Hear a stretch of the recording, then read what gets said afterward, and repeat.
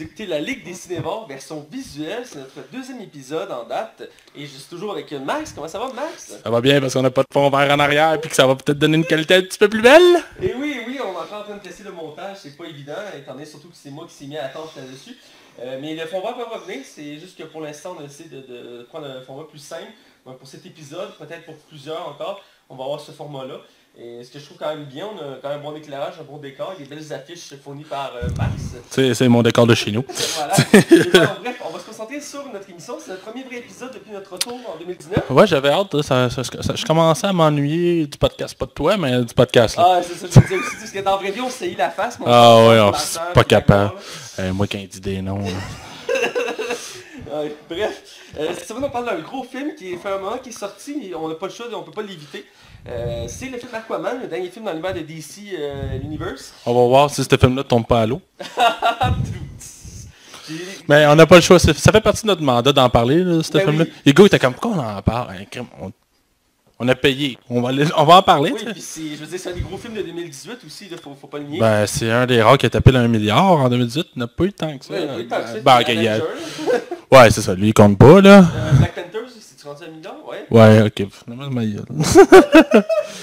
Ben, pas Star Wars cette année, étrangement. Non, effectivement, mais Star Wars, bon, ça, c'est un autre dossier. Ouais. Bref, on va parler de beaucoup de choses dans notre épisode. Tu vas avoir ta dose de Spidey, de Hellboy et Wonder Call Ghostbuster. Eh bien, on va savoir dans quelques instants dans les chroniques. Les chroniques. Alors, on est dans les chroniques, et là, on va parler de ce qu'on a vu et écouté en premier. Et juste la parole à Max, ça fait quand même plus d'un mois qu'on s'est pas vu pour parler d'une émission normale, donc on doit avoir beaucoup de choses. J'ai hâte de t'entendre. Ben, j'ai pas tout mis. Je vais mettre essentiellement ce que j'ai apprécié au courant des semaines. J'ai beaucoup gamé, je vais être honnête avec toi. Vu que j'étais en convalescence, je me suis pogné Witcher 3. J'ai eu un bon deal, puis je me suis dit, ok, là, je suis 16 semaines à rien faire. On va se taper ça. Fait que le temps de faire le premier village, fini le premier village. J'ai fini le jeu. Fini le jeu? Ah ouais, je sais, je connais pas grand monde qui l'ont fini, je l'ai fini. Et puis j'ai acheté les DLC que j'ai pas fait encore parce que là, à un moment donné, j'avais ma dose là. Ce jeu-là est fucking long là. Il est vraiment long, je te confirme. J'ai pas encore fini, je me suis... Non. Bref, je vais y aller avec ce que j'ai écouté. On n'est pas là pour parler de gaming, je voulais faire un petit aparté. Je vais commencer, je t'avais promis, Mathieu, que j'allais faire un marathon d'Harry Potter. Oui. J'ai tenu parole aux 2/7. J'ai écouté le premier film. Le premier film a clairement vieilli au niveau des effets spéciaux. Ouais, là, genre, définitivement. Là. Mais c'est lui qui a le moins de budget aussi, ça paraît là. Ouais, mais c'était le premier qui mettait les bases, par exemple. On va y donner. Puis pour vrai, le film a encore tout son charme. On réalise même pas à quel point que c'est plus le même Dumbledore non plus. Il a changé 3 fois. 2 fois dans la série originale, puis dans le... En tout cas, bref, vous comprenez. Ça a bien vieilli malgré tout, même si c'est très enfantin. Le premier film, il est très, très, très jeune, là, tu sais, tout public. J'ai beaucoup aimé ça, vraiment. Puis j'ai écouté La Chambre des Secrets aussi par la suite, qui était définitivement une coche au-dessus, que j'ai vraiment beaucoup aimé aussi, là. J'ai vraiment, vraiment apprécié le deuxième Harry Potter. Je me promets quand même de faire les 8 films au total. Là. Je parle vraiment de la série de base. Oui. Mais ouais, je m'avais promis parce que là, on est allé voir les Fantastic Beasts 2. Puis il y avait comme des affaires, j'étais comme, je me rappelle plus de ça. C'était loin dans ma tête, fait qu'il fallait que je réécoute. Sinon, j'ai écouté Lucifer. Ça fait longtemps. Ouais. Ça fait vraiment longtemps que tu m'en parles. Tu me dis, Max, il faut que tu écoutes ça. Puis je l'écoutais pas. Puis je repoussais tout le temps. J'ai déjà dit que tu allais l'écouter. Ouais, puis écoute, ça a été un bon move parce que j'ai déjà fini la saison 1. Ouais, et j'ai déjà la moitié de la saison 2 de fait. J'ai commencé vendredi. Vendredi en plus, de ta fin de semaine. Quasiment. Pour vrai, j'ai clenché ça, je trouve ça excellent. C'est tellement drôle, puis c'est tellement bien rythmé. Puis j'aime la série qu'elle peut aller vraiment dans les côtés plus émotionnels. On peut vraiment aller dans le côté sombre, comme on peut vraiment aller dans l'humour, ou dans l'humour de bas de gamme, ou... Ouais, fait que non, sérieusement, j'adore ça, je clenche ça, puis j'ai vraiment du plaisir. L'acteur principal, l'acteur britannique, là. Ouais, mais tabarouette, j'ai regardé les saisons que j'ai commencé la saison 1, il y a 12 épisodes, la deuxième il y en a 18, la troisième il y en a 26, je suis comme tabarnak. Ben, en fait, il y en a 24. Mais il y en a 2 qui sont des... Qui permettent de faire plus ou moins une conclusion à la série. C'était des what if, là, qui surtout, là. Ouais, mais bref, on a une nouvelle saison qui s'en vient, que j'ai très hâte, qui devrait arriver, je pense, au printemps. Donc j'ai hâte de voir la suite, Ouais. mais je suis content que tu aimes la série parce que je suis sûr que c'est le genre de série que tu allais aimer. L'acteur est vraiment malade dans son rôle de Lucifer. Et j'aime aussi le côté qui revisite un peu le côté religieux. Ouais. Il construit un peu tout ce qui est religion dans cette série-là. Parce que Lucifer, il est tanné de faire sa job, donc il s'en va, puis ça fout la merde, ses frères, les anges viennent le voir. Puis j'ai bien aimé l'ambiance de cette série-là. J'ai hâte, j'ai le goût de la écouter d'ailleurs, peut-être faire un marathon pour me remettre... La saison 4, elle s'en vient bientôt, je pense. Ben ça j'ai dit au printemps, donc... C'est Netflix qui a produit en plus? Ouais, c'est Netflix, puis ça va être plus court, ça va revenir à 12 épisodes, je crois. Ben, Ça va se recentrer sur le... Ben, des fois, c'est mieux que 12 que c'est éparpillé puis c'est Ben, tiré. c'est Là. un des défauts qui a été mis de la dernière saison, la troisième, c'est que des fois il y avait trop d'étirements. Ben ouais. Puis là, à un moment donné, je comprends même que tu te perds un peu en faisant ça, mais ouais. Il y avait autre chose. Une dernière chose, j'ai terminé puis je te laisse y aller, Matt. J'ai écouté Glass, je t'allais voir vendredi passé. C'est le film mettant en vedette Jesse McAvoy, Samuel Jackson, Bruce Willis. Et c'est comme l'univers de Nan Shyamalan, où Unbreakable, Split se réunissent dans Glass. Je donnerai pas mes impressions. Car la semaine prochaine, nous allons en parler. Ouais, je vais le voir demain, moi d'ailleurs. Ben demain, dépendant quand vous avez écouté l'épisode, ça sera pas de sens. Mais bref, je vais le voir la journée suivante de la production de cet épisode-là. Et j'ai hâte de le voir d'ailleurs. J'étais censé écouter Split en fin de semaine, ça m'a complètement échappé. Mais je vais me rattraper ce soir sans faute. J'ai vraiment hâte d'écouter Split, genre tu m'en donnes des nouvelles. Je voulais qu'on le critique au show, puis finalement tu l'avais jamais écouté. Ouais, c'est dans les films qui est dans ma liste à aller, mais écoutez, comme j'ai dit dans le précédent épisode, cette année je vais écouter plus de films. Je parle pas au cinéma, mais je parle de chez moi. Donc d'ailleurs, si je veux parler là, c'est beaucoup de films que j'ai vus.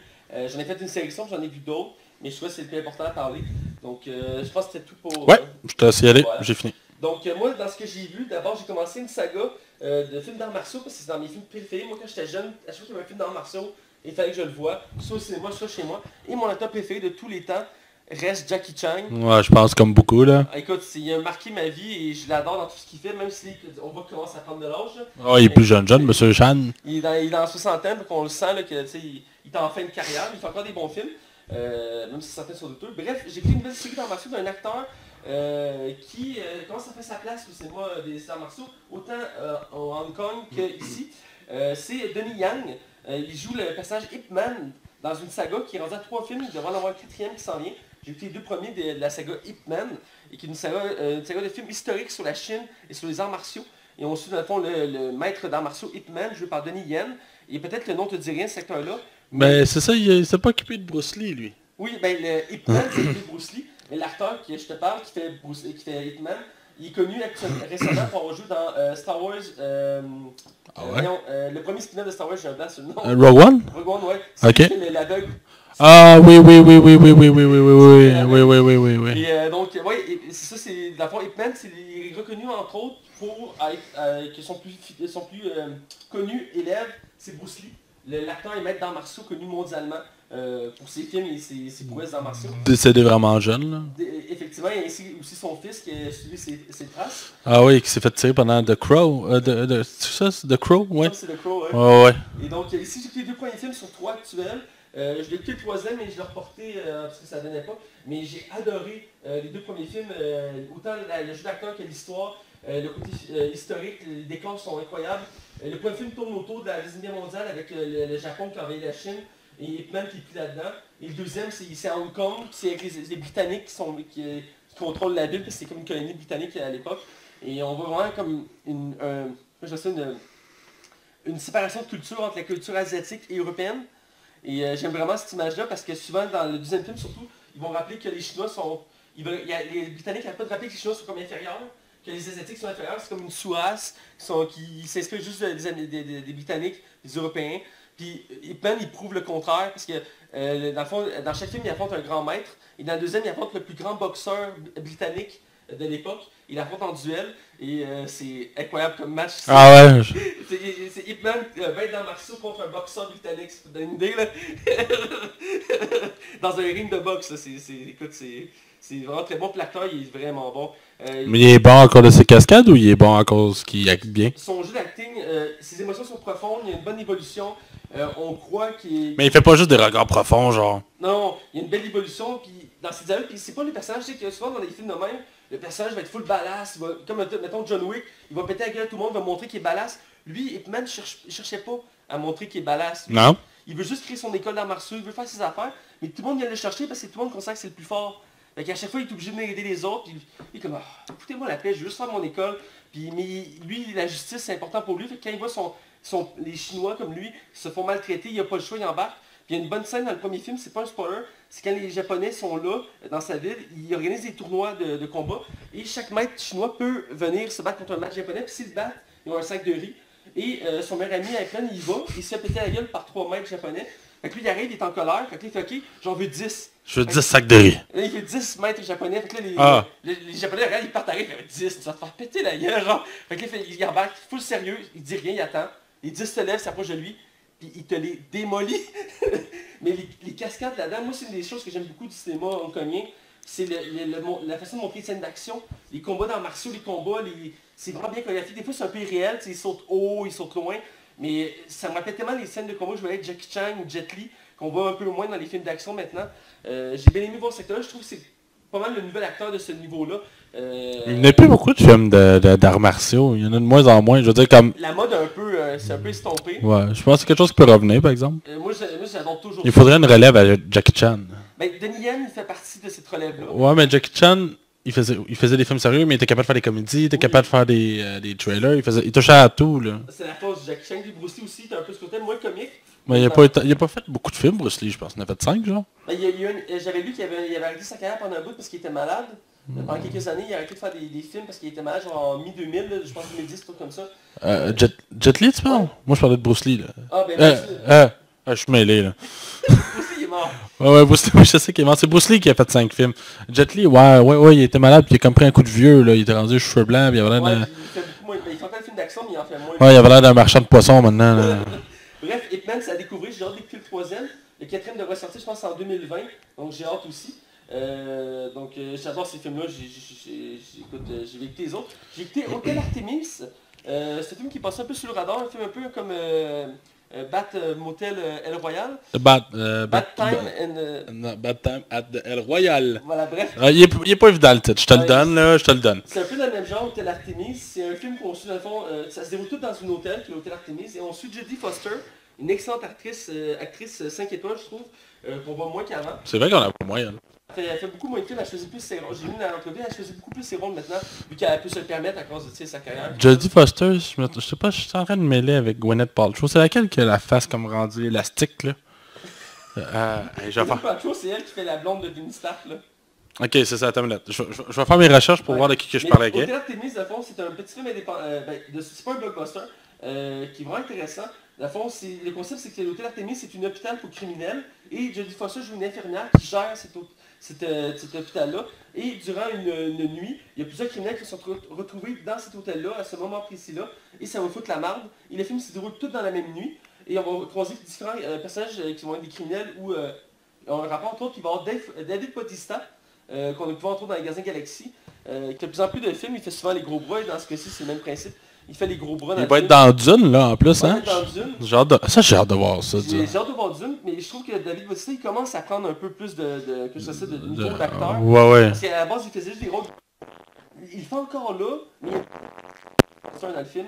Il y a une belle évolution, puis aussi, je vais noter Sofia Boutella, actrice française, qui jouait la momie dans le dernier film La Momie.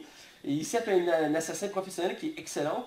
Et bref, le film, c'est pas le gros film du siècle, mais ça s'écoute bien, puis c'est une bonne histoire, puis c'est le genre de film qui n'a pas de réelle fin, donc ça laisse place à soit une... c'est une fin ouverte. Ouais, c'est ça, ben, c'est une fin ouverte, mais en même temps, ça peut finir comme ça, mais c'est pas nécessairement obligé de... Ok. Tu sais, c'est vrai, mais j'ai beaucoup aimé revoir Jodie Foster. Ils l'ont quand même pas mal vieilli pour le film, parce qu'elle est quand même vieille, oui, mais pas autant. Et écoute, c'est une actrice qui a du charisme, une prestance, à sa tête, elle a des criminels qui tuent plein de monde, puis elle est comme, non, tu vas m'écouter, c'est moi qui gère ça, tu fais comme je te dis. Puis elle a vraiment une bonne prestance, j'ai bien aimé ça la voir dans ce film-là. J'ai vu I.O., qui est la dernière nouveauté en date de Netflix. J'en ai entendu parler. Avec Mackie, comment il s'appelle? Anthony Mackie, c'est ça? Mackie, ouais, je pense que c'est ça. Ouais, le monsieur. Qui fait le faucon. Ouais, Falcon, là, ouais. Falcon dans Avenger. I.O., c'est une nouveauté actuelle de Netflix. Ça va l'air bien, Ça va l'air bien. Je m'en viens là-dessus. Ok. Le film, j'ai remarqué que c'est de plus en plus une constante dans les films actuellement de faire des films de ce genre-là. J'explique. Le film tourne autour de 2 acteurs. Il n'y a aucun autre acteur dans le film. Non, je commence. Il y a 2 acteurs et demi. On va dire ça comme ça. Il y a 2 acteurs principaux qu'on suit tout le long du film. Puis il y en a un troisième qu'on voit une fois de temps en temps en flashback. Mais au total, le casting, c'est ça. Il n'y a personne d'autre dans le film. Littéralement. Et dans le fond, c'est un film qui se passe dans un futur proche où que la Terre devient inhabitable et tous les humains sont partis vivre sur une plateforme spatiale à côté de la Io, qui est une lune de Jupiter. Ils se préparent à explorer les confins de l'univers contre une nouvelle planète. Et on suit une jeune fille qui est restée sur Terre et qui croit toujours qu'on peut sauver la Terre. Et elle fait des expériences pour y arriver. Et son chemin va croiser le chemin de l'acteur que tu as nommé, Anthony Mackie, que lui, il passait par là pour parler. Mackie, ouais. Pour venir parler à un autre personnage qui va être... je ne vais pas trop spoiler. Et bref, les dessins vont se croiser et les deux vont tenter de survivre. Ils vont réaliser qu'ils n'ont pas le choix de quitter la Terre finalement. Et le film est assez court puis assez limite dans son contexte. Mais il y a une bonne morale, il y a quand même un bon scénario. Mais c'est un peu fade. Ok. Je peux comprendre de limiter ça en termes d'acteurs. Le film il est intéressant, la fin est quand même pitchée. L'actrice principale, je ne connais pas son nom par cœur, mais je sais qu'elle est de plus en plus en vogue au cinéma. Elle est quand même bonne, mais je sens qu'il y avait quand même un budget limité pour ce film-là. Ils ont fait ce qu'ils pouvaient avec. Ils ont mis une célébrité assez connue qui est Anthony Mackie, ouais. C'est sûrement à lui que le budget est allé. Hein. Entre autres, mais le film pour le visuel, c'est écœurant, c'est super beau. L'histoire est correcte, les acteurs sont bons, mais c'est pas vargeux, si je pourrais dire. Là, Okay. C'est bon, c'est divertissant, tu passes un bon moment, tu finis le film et comment? Si tu devais donner une note pour le fun. Je dirais peut-être 3. T'as pas aimé ça, mais tu donnerais à 3? C'est pas que j'ai pas aimé ça, j'ai juste trouvé ça un peu décevant. Ouais, mais... moi, je suis plus, comment j'ai ça, réaliste. Toi, t'es le Kalinos, moi, je suis l'ours avec les griffes. Ouais, c'est ça. Bref, mais c'est quand même à découvrir parce que, un peu comme le prochain film que je vous parle, c'est un phénomène sur Facebook, sur les réseaux sociaux et sur Netflix. Pas pour des bonnes raisons, madame. C'est Bird Box, qui est un phénomène vraiment intense sur Netflix. Ça a battu les records de visionnement sur le site de Netflix, ce qui n'est pas rien en soi, parce qu'il y a plein de gros produits qui sortent. Et pour qu'un film comme ça, c'est des marques du lot, il doit y avoir des raisons. Il y a Sandra Bullock en partant. Ouais, ça c'est sûr. Et je l'ai écouté d'ailleurs parce que tout le monde en parlait de ce film-là sur les réseaux sociaux. Je me suis dit, si je l'écoute pas, je suis pas un vrai cinéphile, j'ai pas le choix.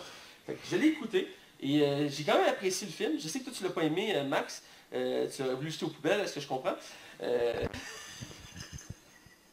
Mais j'ai trouvé intéressant le concept. Ça fait partie des nouveaux concepts de films qui aiment ça avoir un sens pour créer comme un effet d'horreur, de suspense, de thriller. Et ici, c'est la vue. Dans le fond, le concept, c'est simple. C'est qu'on suit Sandra Bullock, qui est une artiste qui est enceinte. Et du jour au lendemain, il y a comme une espèce de phénomène qui traverse la Terre complète et qui pousse le monde à se suicider. Et rapidement, elle va réaliser, Sandra Bullock, que... Ça reste quand même mieux que le... C'est The Happening qui était... Ouais, The Happening, ouais. Tabarnak. J'ai pas encore vu, mais en mode... Ah, t'as jamais vu The Happening? Non. Oh mon dieu, c'est un des pires films que j'ai vu de ma vie, man. Puis c'est un de mes réalisateurs préférés, je le comprends pas ce film-là. Bref, la femme va réaliser rapidement qu'elle n'a pas regardé l'extérieur, sinon elle va venir folle et elle va vouloir se suicider. Donc elle et plusieurs survivants vont se cacher dans une maison, ils vont essayer de survivre. Et le film va alterner entre le présent et le futur, entre le présent et le passé, excusez-moi, pour nous créer une sorte de tension, une sorte de pression autour du film. Et écoute, j'ai quand même aimé le film, c'est sûr que c'est pas la grosse affaire, c'est pas révolutionnaire en soi, mais le concept est quand même bien utilisé. Il y en a beaucoup qui ont reproché qu'il manquait si je peux dire, d'effets spéciaux dans le film, sans vouloir trop spoiler le film, je pense que c'est un peu ce que je veux dire par là.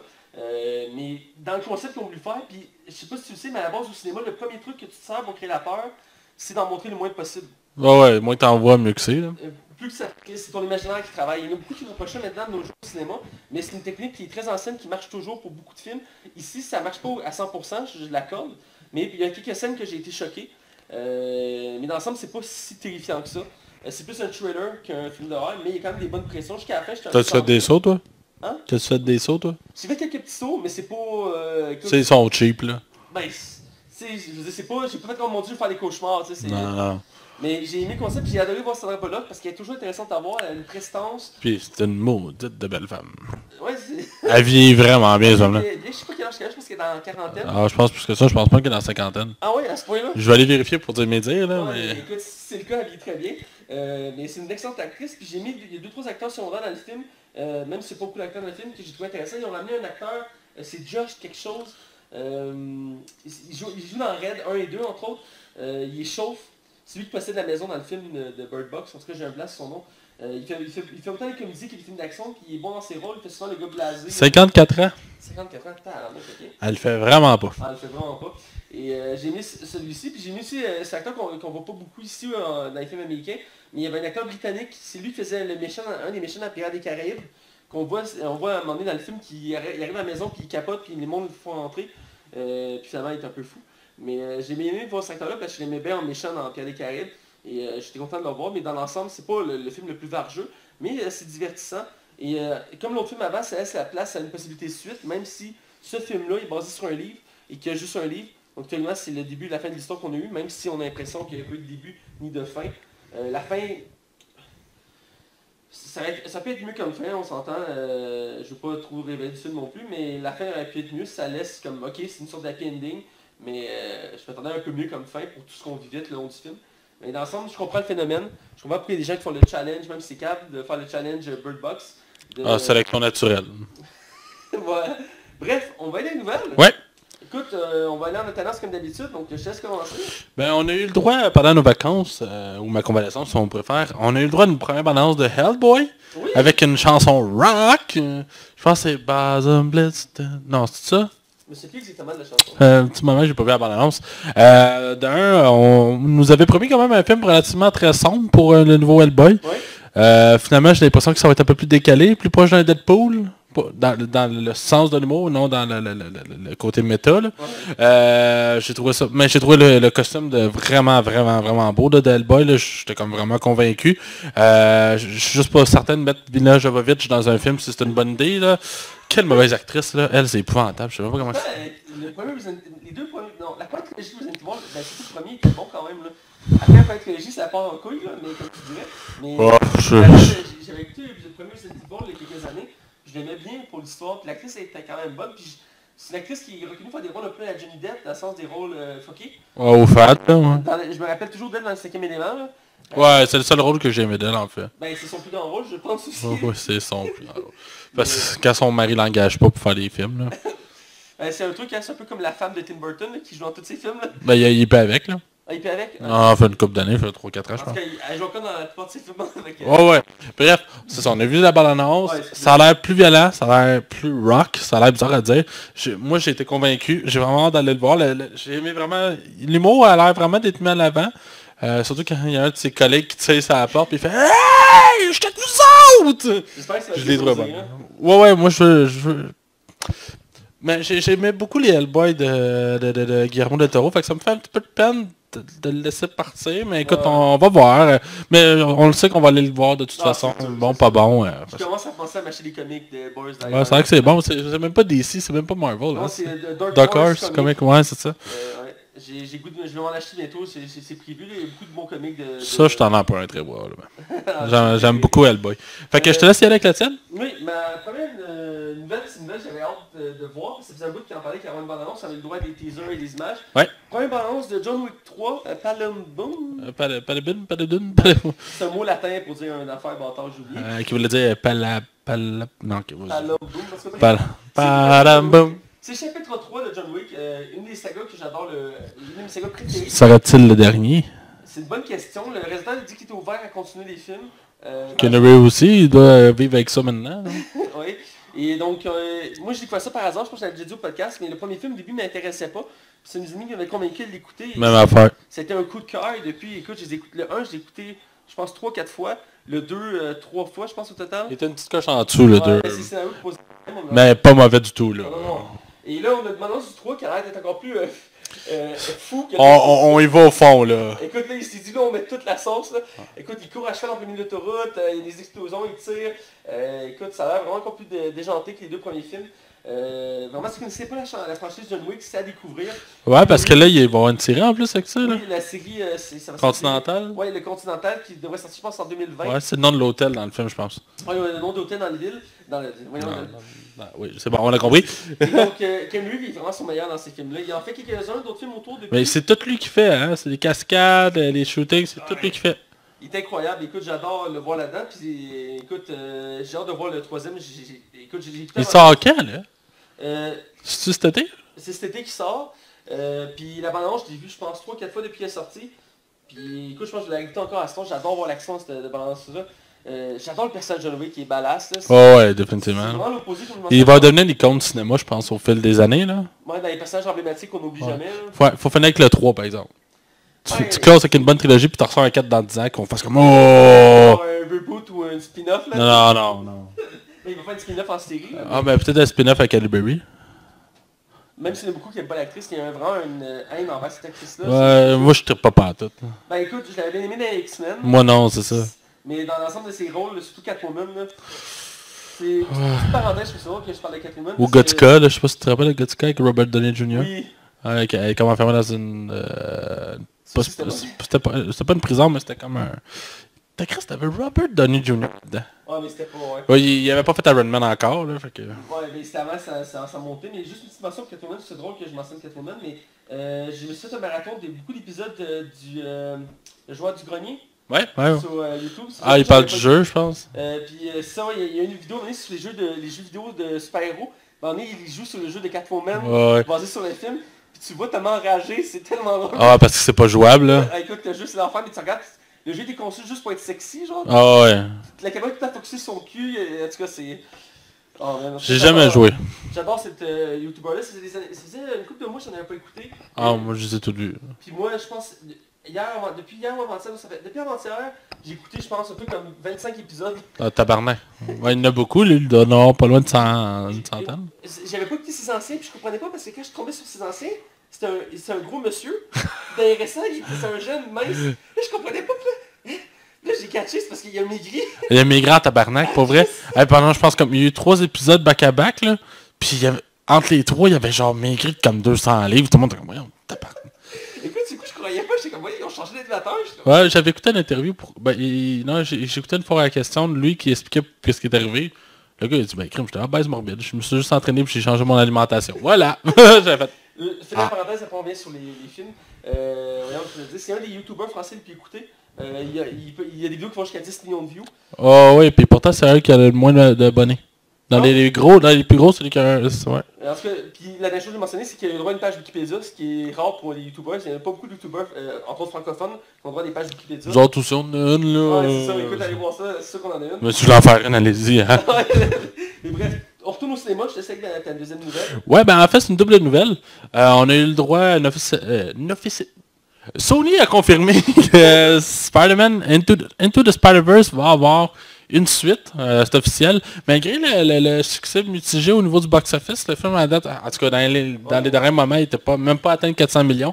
Pour un film Spider-Man puis un film d'animation, c'est très rare, surtout que ce film-là risque de gagner le score du meilleur film d'animation, rien de moins. Là. Il a Puis, gagné une Golden Globe. ouais, ben il mérite grandement, là, comme ça a été mon numéro 2 là, de l'année 2018. C'est incroyable comme Puis IGN aussi, ils l'ont mis numéro 1. Écoute, il y a eu Mission Impossible Fallout là-dedans. Là. c'est pas rien. Bref, il va y avoir une suite. On sait qu'il y a un spin-off sur un casting féminin aussi qui s'en viendrait avec Spider-Gwen. Moi, écoute, donne-moi-en, je suis prêt à en prendre. J'en veux plus. Moi aussi, j'ai adoré ce film, j'ai adoré l'animation. Ouais. Bref, je vais embarquer avec la nouvelle Slash. Ouais, Là, on a eu le droit aussi d'une autre bande-annonce. Mais la première bande-annonce, en fait, de Spider-Man... Far From Home. Ouais, Far From Home. Far From Home. Ils n'ont pas pensé à nous autres, les petits Québécois. Far From Loin de chez Home. lui. Loin de chez lui, ouais. On sait que le film va se passer après Avengers 4. C'est officiel, Kevin Feige l'a précisé. Ouais. On voit pour la première fois Mysterio, qui ne porte pas son bocal, mais qui est incarné par Jake Gyllenhaal. Ouais, on le voit dans... Je vais pas être les mots, là. On le voit un peu, ok, mais ça, c'est dans la tempête d'eau, là, tu sais. Mais bref, c'est la première fois qu'on pointe Spider-Man, à part dans l'espace, là, mais qu'on le sort des États-Unis, là, qu'on le sort de New York, là. Je sais que l'espace, c'est gros, là. Mais on le sort, ça va faire du bien d'avoir un film centré Spider-Man ailleurs. Je pense. Il y en a qui chialent, il y en a qui aiment, parce que je sais, on a l'habitude de voir New York, c'est les héros de New York, mais effectivement... Mais Marvel avait dit qu'il voulait essayer de faire voyager plus les personnages. Mais ouais, il y a un côté de moi qui est comme, ouais, mais Spider-Man, je le vois juste à New York, comme Batman, je le vois juste à Gotham. Mais je trouve que... j'espère que la bande-annonce va rendre justice un peu au film. J'ai pas été tout à fait impressionné, moi. Toi, c'est sûr que t'es hype, puis c'est clair, si tu vas arriver là-bas, tu vas être ses pines. Mais moi, je pense que le fait que j'ai pas apprécié le premier, ça me laisse un peu baba. Ben écoute, le premier, moi j'ai trouvé quand même correct, c'était pas le film Varjus, je l'avais même pas mis dans mon classement de mémoire. Ah non, je me rappelle pas. Mais je dirais qu'il a beaucoup mieux le deuxième, honnêtement, parce qu'on voit dans la bande-annonce. On a eu des surprises aussi. Il y a des surprises, ils ont relevé le niveau, je dirais. Autant que c'est plus limité à New York, c'est quand même bien, mais je disais, autant les méchants, le visuel, les personnages, On a un retour de passages iconiques de l'univers de Marvel. Ouais, dont, voyons, Nick Fury. Je savais même pas qu'il était dans le film. Je savais pas. Moi, j'ai eu une surprise, moi. Moi, j'avais vu la nouvelle qui était annoncée en casting. J'en avais parlé, il me semble, à la radio, mais bref. J'étais content de le voir, puis j'ai aimé sa scène qu'on voit dans l'annonce qui commence à s'introduire. J'ai vu que c'est cool. C'est classique, là, tu sais. Et aussi, on en parle moins, mais il y a un retour de Maria Hill aussi, qui est le bras droit de Nick Fury. T'as-tu dans la bande-annonce? On la voit au début dans l'annonce, c'est comme dans un camion avec Nick Fury. Ok. Il n'y a pas Iron Man. Ouais. Il y a des rumeurs autour de ça. Mais c'est voulu, peut-être que si le personnage survit, il fait comme, on le dit pas. On le montre pas. Ouais. Mais, ouais, ça, je sens qu'on va broyer dans 3 mois, là. T'es pas prêt, hein? Non. Moi non plus. Bref, je vais continuer avant qu'on vienne trop d'âme, là. Et la balance, je l'ai beaucoup aimé, by the way, juste pour vous donner mon opinion. J'ai aimé l'aspect visuel qu'on a vu, j'ai aimé Mysterio. Je suis curieux de voir ce qu'on fait avec. Il donne l'impression que c'est comme il essaie de paraître comme un gentil. Ouais, c'est ce que j'ai eu comme impression, moi aussi. C'est comme un agent du Shield qui a mal viré, genre, est-ce que je comprends? Ouais. Est-ce que tu veux savoir quelque chose de drôle? Vas-y. La première trilogie de Sam Raimi, c'est depuis Maguire qui était l'acteur, mais il s'est blessé au dos avant le tournage de Spider-Man 2. Je pense que c'était pendant Seabiscuit qu'il s'est blessé, Tobey Maguire, et a failli se faire remplacer. Ça a failli être à 2 doigts de Jake Gyllenhaal. Ça a passé à ça, puis finalement Tobey Maguire a tenu à continuer le rôle pour elle. C'est tout à son honneur parce qu'il faisait un très bon rôle, puis j'avais déjà entendu cette nouvelle-là, je pense que tu m'en avais déjà parlé. Ça se peut, mais écoute, c'est une nouvelle C'est une bonne anecdote. Ça fait comme quasiment 15 ans, là. Surtout que cet acteur-là, il est convoité pour plusieurs rôles de super-héros depuis le temps, là. Ouais, puis ils ont tout refusé. Ouais, ben il y a des acteurs là même qui à la base, ils disent qu'ils veulent pas participer à des films de super-héros. Comme Joaquin Phoenix, c'était lui qui était censé faire Doctor Strange, ouais. Puis finalement il a refusé. Puis là, maintenant ils sont arrivés, hey, écoute, tu vois-tu les nombres de 0? On t'en met un autre. Et tu fais, ok. J'ai un très bon exemple. Tu me permets, Joaquin Phoenix, oui, il a accepté, mais c'est un film qui a l'air quasiment un film d'auteur, le Joker qui s'en vient. Mais un contre-exemple, c'est Christian Bale qui avait refusé de signer pour Batman vs Superman. Mais quel choix judicieux. Il avait dit en entrevue qu'il avait proposé, je pense, comme 50 millions pour qu'il joue dedans. Ah ouais, tant que ça. Ah, puis Nolan ne voulait plus en faire non plus. Non, mais Nolan, il était producteur sur le film. Même Batman vs Superman, je sais qu'il était pour Man of Steel, mais pour... Il me semble qu'il était aussi pour Batman. Ça se peut. Co-producteur, comme ça, mais bref. Mais ça, son nom était pas là, il devait le savoir. Ça allait être pas bon. Là. Bref, je constate mes nouvelles. Vas-y, mon beau bonhomme. C'est une nouvelle qui est sortie un peu de nulle part. Je vais être honnête, j'ai pas trop regardé la nouvelle. Tu vas peut-être pouvoir m'aider. Ils ont annoncé une live action de Le Bossu de Notre-Dame. Ouais. On va droit à un film en vrai. Ouais, de Disney, là. De Disney, voilà. La Disney est vraiment partie dans une phase de reprendre tous leurs grands classiques de Disney et de les refaire en vrai. Cette année, on va avoir droit à Dumbo, Aladdin et Roi Lion. Rien de moins. Rien de moins. Et l'année prochaine, on va avoir droit à Mulan, entre autres, qui est prévu. Puis il y en avait un autre aussi, j'ai un blanc, mais il y en a un autre prévu pour l'année prochaine, c'est Mulan. Puis La Petite Sirène, je crois. Ils sont vraiment en train de toutes les refaire. Ouais, toutes les faire. On a eu La Belle la Bête l'année passée. Et là, ça va être Le Bossu Notre-Dame, qui est parmi les plus grands classiques de Disney. Je l'ai déjà vu plusieurs fois. Mais c'est pas le meilleur, par exemple. C'est pas le meilleur, mais c'est bon. Puis de mémoire, je pense que j'ai jamais vu le 2. Il me semble qu'il y a un 2. Ah oui? Il me semble qu'il y a un 2. Ça se peut, écoute, je sais pas. J'ai vu le premier, mais... J'avais brièvement vu une nouvelle passer pas longtemps de cette nouvelle-là. Il parlait des anciens films en bonhomme. Il me semble qu'il y avait qu'il y en avait 2. En tout cas, c'est peut-être moi qui se trompe. Non, ça se peut pour vrai, je serais même pas surpris. C'est un classique que j'aimais beaucoup. J'aimais beaucoup la musique. Je me rappelle la musique dans ce film-là, je l'avais bien aimé. Retourne sur la terre, c'est ça? Je suis pas sûr que c'est ça. Oh, c'est la pièce. Moi, je pense au Bossu Notre-Dame, je pense à... Moi, je pense à Garou, moi. À Garou, ouais, c'est ça. Avec les doigts Max, tu faire avec la comédie musicale. Ouais, je sais. Mais c'est ça, donc ça devrait sortir en 2020, peut-être 2021. Le projet va être en tournage cette année. Il y a un casting qui commence à être constitué. Quand il va être complet, je vais le mentionner, mais pour l'instant, il n'est pas encore complet. Moi, c'est qui tu verrais comme Bossu Notre-Dame? Moi, je sais que t'aimeras pas ma réponse. Comme Bossu... Ah, c'est méchant, hein? Je sais pas, honnêtement, que je verrais. J'avais lu, entre autres, que lui qui faisait le bras droit de Gaston dans La Belle la Bête. Ah ouais, Just Gad? Quelque chose de même? Ouais, comme ça, il y en a qui est censé faire le Bossu. C'est ce que je prendrais, moi.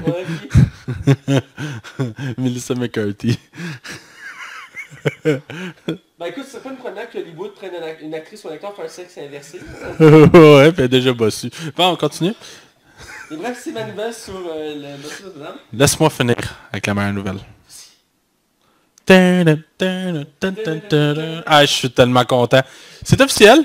On savait que le fils... Suite à Ghostbusters avec les filles. Non.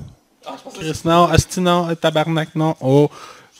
Ouais, une chance qu'il enlève ça. Non, en fait, il va y avoir officiellement Ghostbusters 3 avec le casting original. Ça a été confirmé par... l'acteur noir. Ouais, je me rappelle plus de son nom.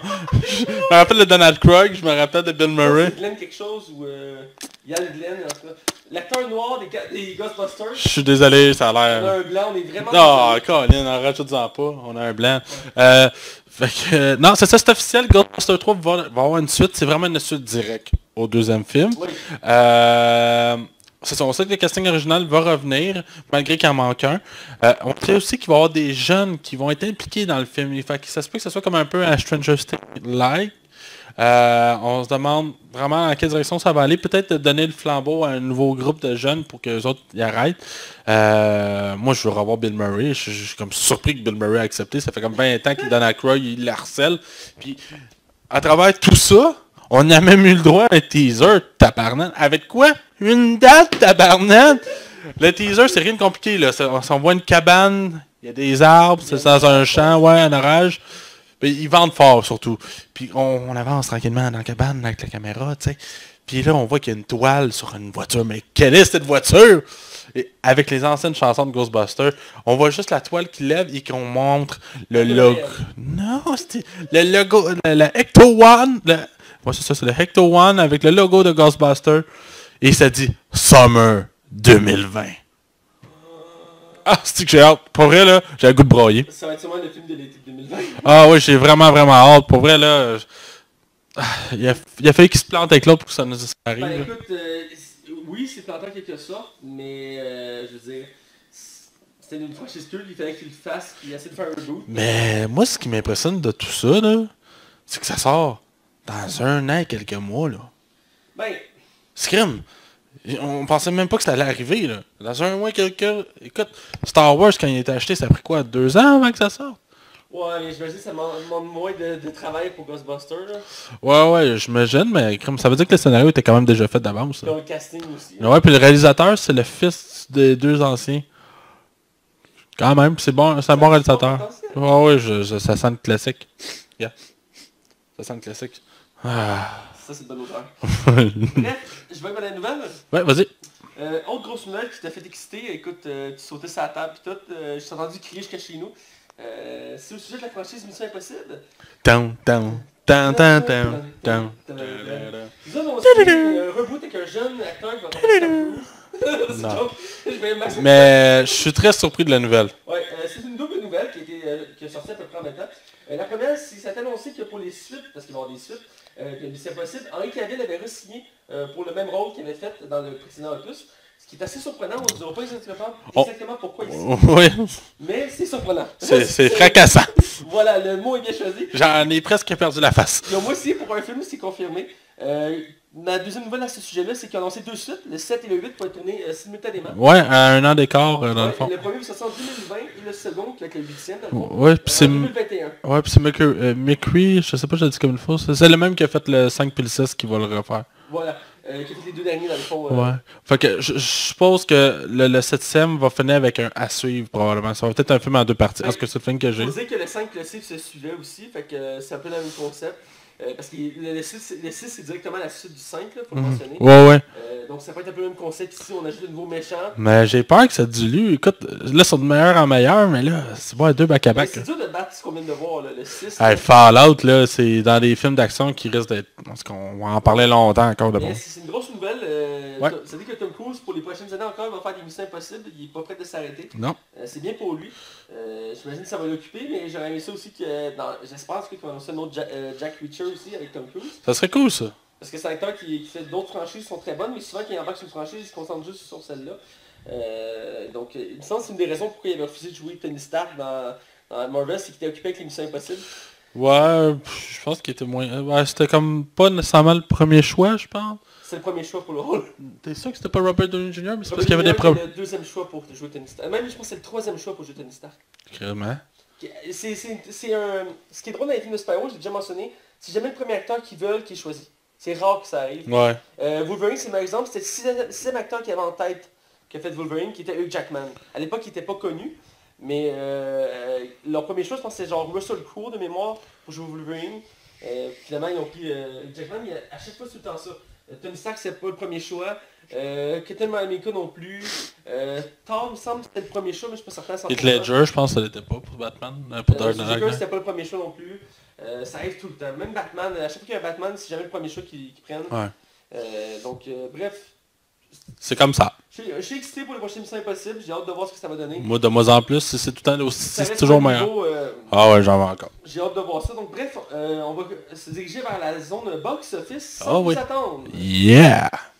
Bienvenue dans les chroniques box-office de Max.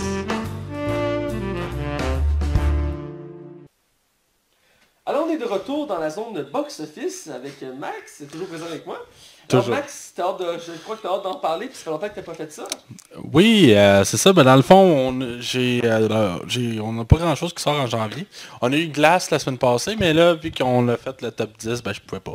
Puis ça a duré quand même un bon épisode, puis on a eu beaucoup de travail à faire. J'ai quand même trouvé des belles perles à nous parler. Là. Ben c'est ça. Ben, il y a deux sorties qui sortent aux États-Unis et au Canada vendredi qui s'en vient.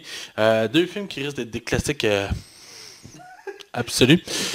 Oui, j'en meurs dans la vie. On va commencer par le plus intéressant pour vous. Il y a le film de Matthew McConaughey avec... comment elle s'appelle l'actrice qui jouait Catwoman? Anne Hathaway. Ah, c'était fort. On connecte. On connecte. Connect! Ok. Et dans le fond, c'est ça. Ben, c'est ce film-là qui est un trailer. On n'a pas beaucoup de trailers ces derniers temps. Ça va faire peut-être du bien. Matthew McConaughey est encore un acteur qui amène les foules. Anne Hathaway. Il est polyvalent comme acteur. Ouais, puis Anne Hathaway, ben, elle a déjà joué avec lui en plus dans Interstellar. Puis Anne Hathaway, ben, je pense que c'est comme une actrice que tout le monde s'entend pour dire que c'est une bonne actrice. Ben, Là. c'est une actrice qui est aimée et qui est détestée. Ah oui? Ben, Autant que Gwyneth Paltrow, genre? Excuse-moi? Gwyneth Paltrow est considérée comme la femme la plus détestée à Hollywood. Ah, je savais pas. Parce qu'elle est trop parfaite. Ah, ok. Je te jure, c'est vraiment ça. Mais moi, c'est parce que quand ils ont sorti Océan 8, Ocean 8, ouais. Il y avait eu des entrevues avec Anne Hathaway, puis les critiques qui étaient vraiment intenses ces deux bords, dans le sens que c'est une actrice qui fait du surfer un peu. Ouais, ouais. Elle fait souvent les mêmes types de rôles, puis ça commence à agacer. Avant, elle était spécialisée dans les comédies amoureuses, genre. Voilà, c'est éloigné. Ben, elle a eu le stagiaire, je pense, il n'y a pas longtemps. Ouais, le stagiaire pas longtemps, puis elle a commencé à diversifier ses rôles depuis plusieurs années. Mais c'est le genre d'actrice que pendant longtemps, il faisait toujours le même rôle. Ben, on est petite tanne de voir toujours la même chose. C'est comme The Rock, peut-être dans 5 ans, on va se tanner de le voir faire le gars qui fait tout exploser. Ah, ça n'arrivera pas. The Rock, c'est toi qui a fait de la règle. Fait que c'est ça, le film s'appelle Serenity. Dans le fond, je résume un peu l'histoire. C'est Matthew McConaughey qui se fait approcher par Anne Hathaway. Et Anne Hathaway est pas rien qu'un homme contrôlant, qui est abusif, il limite pense qu'il y a bas, mais le trailer l'explique pas trop. Et lui va se débarrasser de corps et le jeter à la mer. Mais il semble avoir eu un témoin malgré tout ça. Et le film tourne autour de ça. C'est un trailer. Ça a l'air bien pour vrai. J'ai hâte d'avoir les critiques. J'espère que ça va être bon parce que je me sens que je suis dû pour un trailer. Bref. Ça va être... J'en avais pas entendu parler avant quand je le vois à la bande-annonce au cinéma. Je sais pas toi, moi ça a été ça. Écoute, je m'attends pas que ce soit un méga succès. Je pourrais me tromper, je serais pas surpris qu'il fasse un peu plus. Mais moi j'ai évalué que le film ferait probablement 26 millions son premier week-end. C'est quand même raisonnable. Là. Et toi Mathieu, tu avais dit 32 millions mon petit Wild. Ouais, j'ai guessé, j'ai réfléchi, puis j'ai remarqué que souvent ça finit par un 2, souvent les chiffres dans les box-office. Donc c'est rendu que je mets souvent les 2 dans mes prédictions.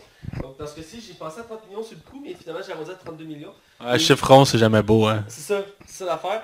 Puis je me suis dit, il y a quand même 2 grands acteurs dans le casting. T'as Matthew McConaughey, puis t'as Anne Hathaway. Et ces deux-là amènent quand même du monde. Et le concept est intéressant. C'est le genre de film que tu sais pas quoi écouter, mais tu vas écouter ça pour être distrait.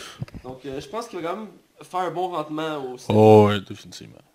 Je sais que l'autre était très hâte de parler. Oui, The Kid Who Will Be King. L'enfant qui voulait être roi. Oui, c'est ça. Dans le fond, pour résumer l'histoire, c'est 4 jeunes de la table ronde. Mais en fait, c'est 4 jeunes qui vivent dans le monde commun comme toi puis moi et vont acquérir l'épée d'Arthur et ils vont se transformer dans une grande épopée épique qui va mettre en valeur des grands enjeux de 4 chevaliers de la table ronde ensemble. Et ils vont devoir s'associer pour combattre, avec Merlin en plus, qui ressemble pas du tout à Merlin, il a l'air d'avoir 16 ans, et qui va combattre les méchants. Bref, ça a l'air vraiment d'être la merde, ça risque d'être un gros flop ce film-là. J'ai aucun enthousiasme, ça sent vraiment pas bon. Je pense en plus j'ai vu dans le casting tantôt Rihanna. Ah ouais? Ouais. J'ai pas vu, non. Là, tu vois, tout est là pour que ça soit pas bon. Mais il y a Patrick Stewart, Ouais, Patrick. Ouais, mais Patrick, tu fais des mauvais choix. C'est vrai qu'il a joué dans Emoji. Ah, pourquoi? C'est clair qu'il l'a fait pour l'argent. Il se stabilise, il retourne dans le nouvelle Star Trek. Là. Ouais, une crise de bonne chose, mais je me disais, la seule affaire, j'espérais tellement qu'il meure pas après Emoji, je me disais, Chris, faut pas que ça soit son dernier rôle. Ouais, faut pas, là.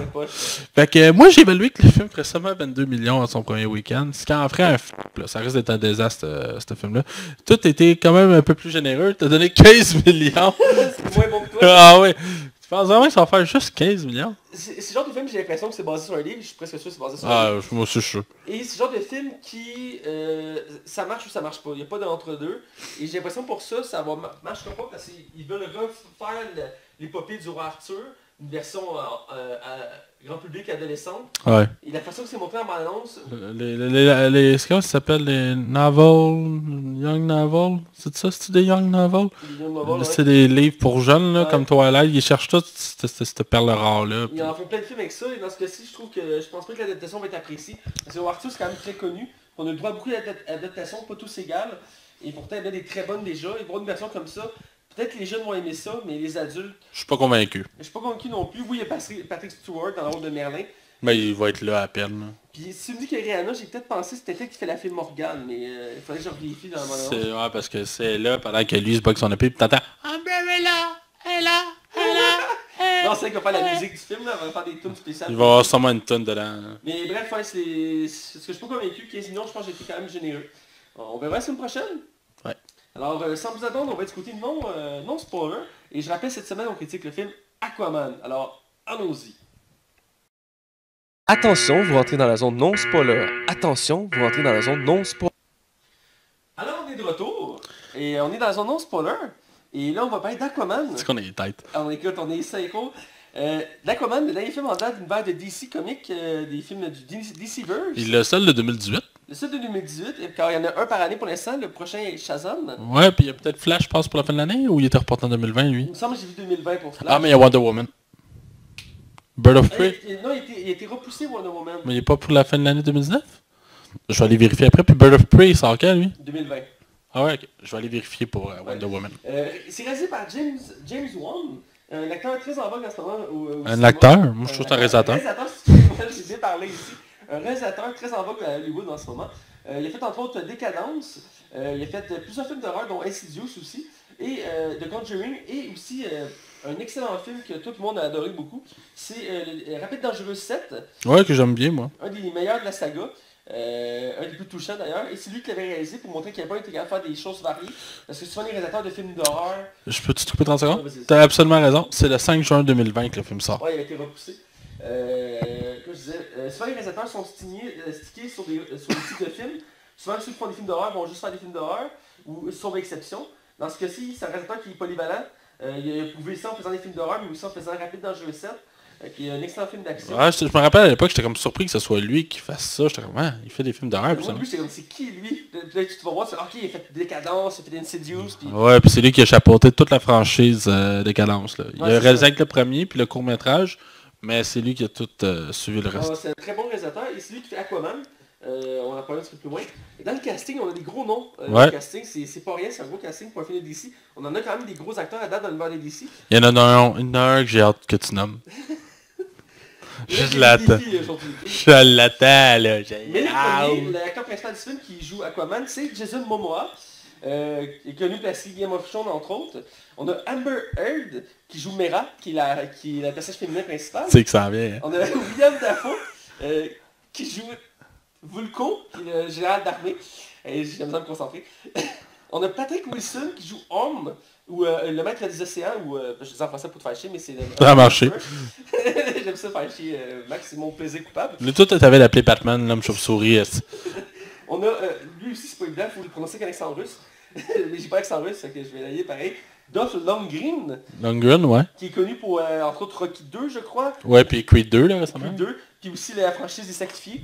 Je connais pas les Sacrifiés, mais je connais Expendable, là. J'essaie de me reprendre, mais ça marchera pas. Et qui fait le roi Nérus. On a aussi Nicole Kidman qui fait la reine Atlana, qui est la mère d'Aquaman. Et là on arrive au nom que Max voulait absolument que je prononce et que, écoutez-moi, je l'ai pratiqué un peu, mais quand il y a plus de voyelles que de console, ça demande un challenge. Donc excusez-moi d'avance. Vas-y. Yahya Abdou Matin 2. Pas fait. Ah, Merci, je suis quasiment déçu. Je l'ai pratiqué. Qui joue Black Manta. Que je pense qu'il n'y a pas de traduction en français de son personnage, contrairement à le maître des océans.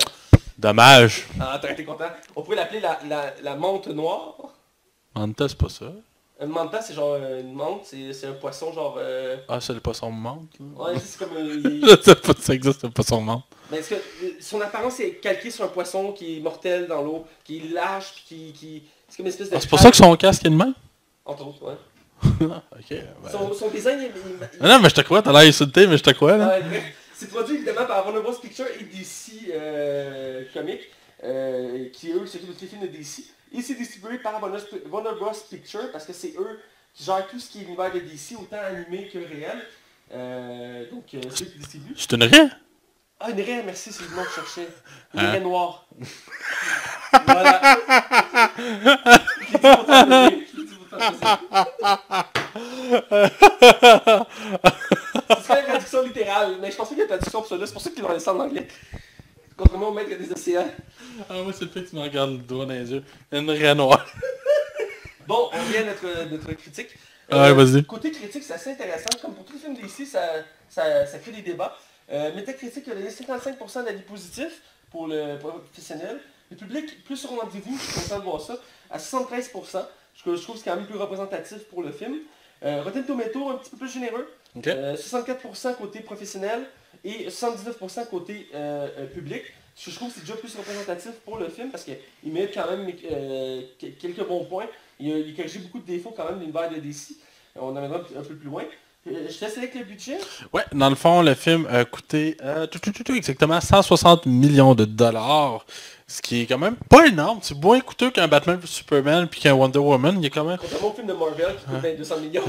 Ouais, mais là, c'est parce qu'ils savent qu'il y a un seuil de rentabilité. Ouais. Même si le film était archi mauvais de Marvel, ils vont le sortir pareil, mais il y a une qualité Marvel. Là. En tout cas, bref, ça va toujours marcher. Et le film a rapporté 1 milliard 66 millions de dollars, ce qui en fait un des films les plus rentables, dépassant The Dark Knight. Bon, ok, The Dark Knight il n'était pas en 3D à l'époque, là, mais c'est le film du DCU ou DCU, en tout cas, les films DCU, on va dire ça de même, qui est le plus rentable de tout. Tu sais qu'Aquaman fait plus d'argent qu'un Justice League ou même juste Batman v Superman ou un Superman. Hey, ça prouve, Black Panther, il n'y a personne qui connaissait le personnage il y a 3 ans, puis c'est le film le plus rentable de Marvel domestique, plus que Avengers. Oui, effectivement, mais c'est des découvertes comme ça qu'on s'attend pas. Que finalement, on laisse que c'est un bon film, un bon divertissement.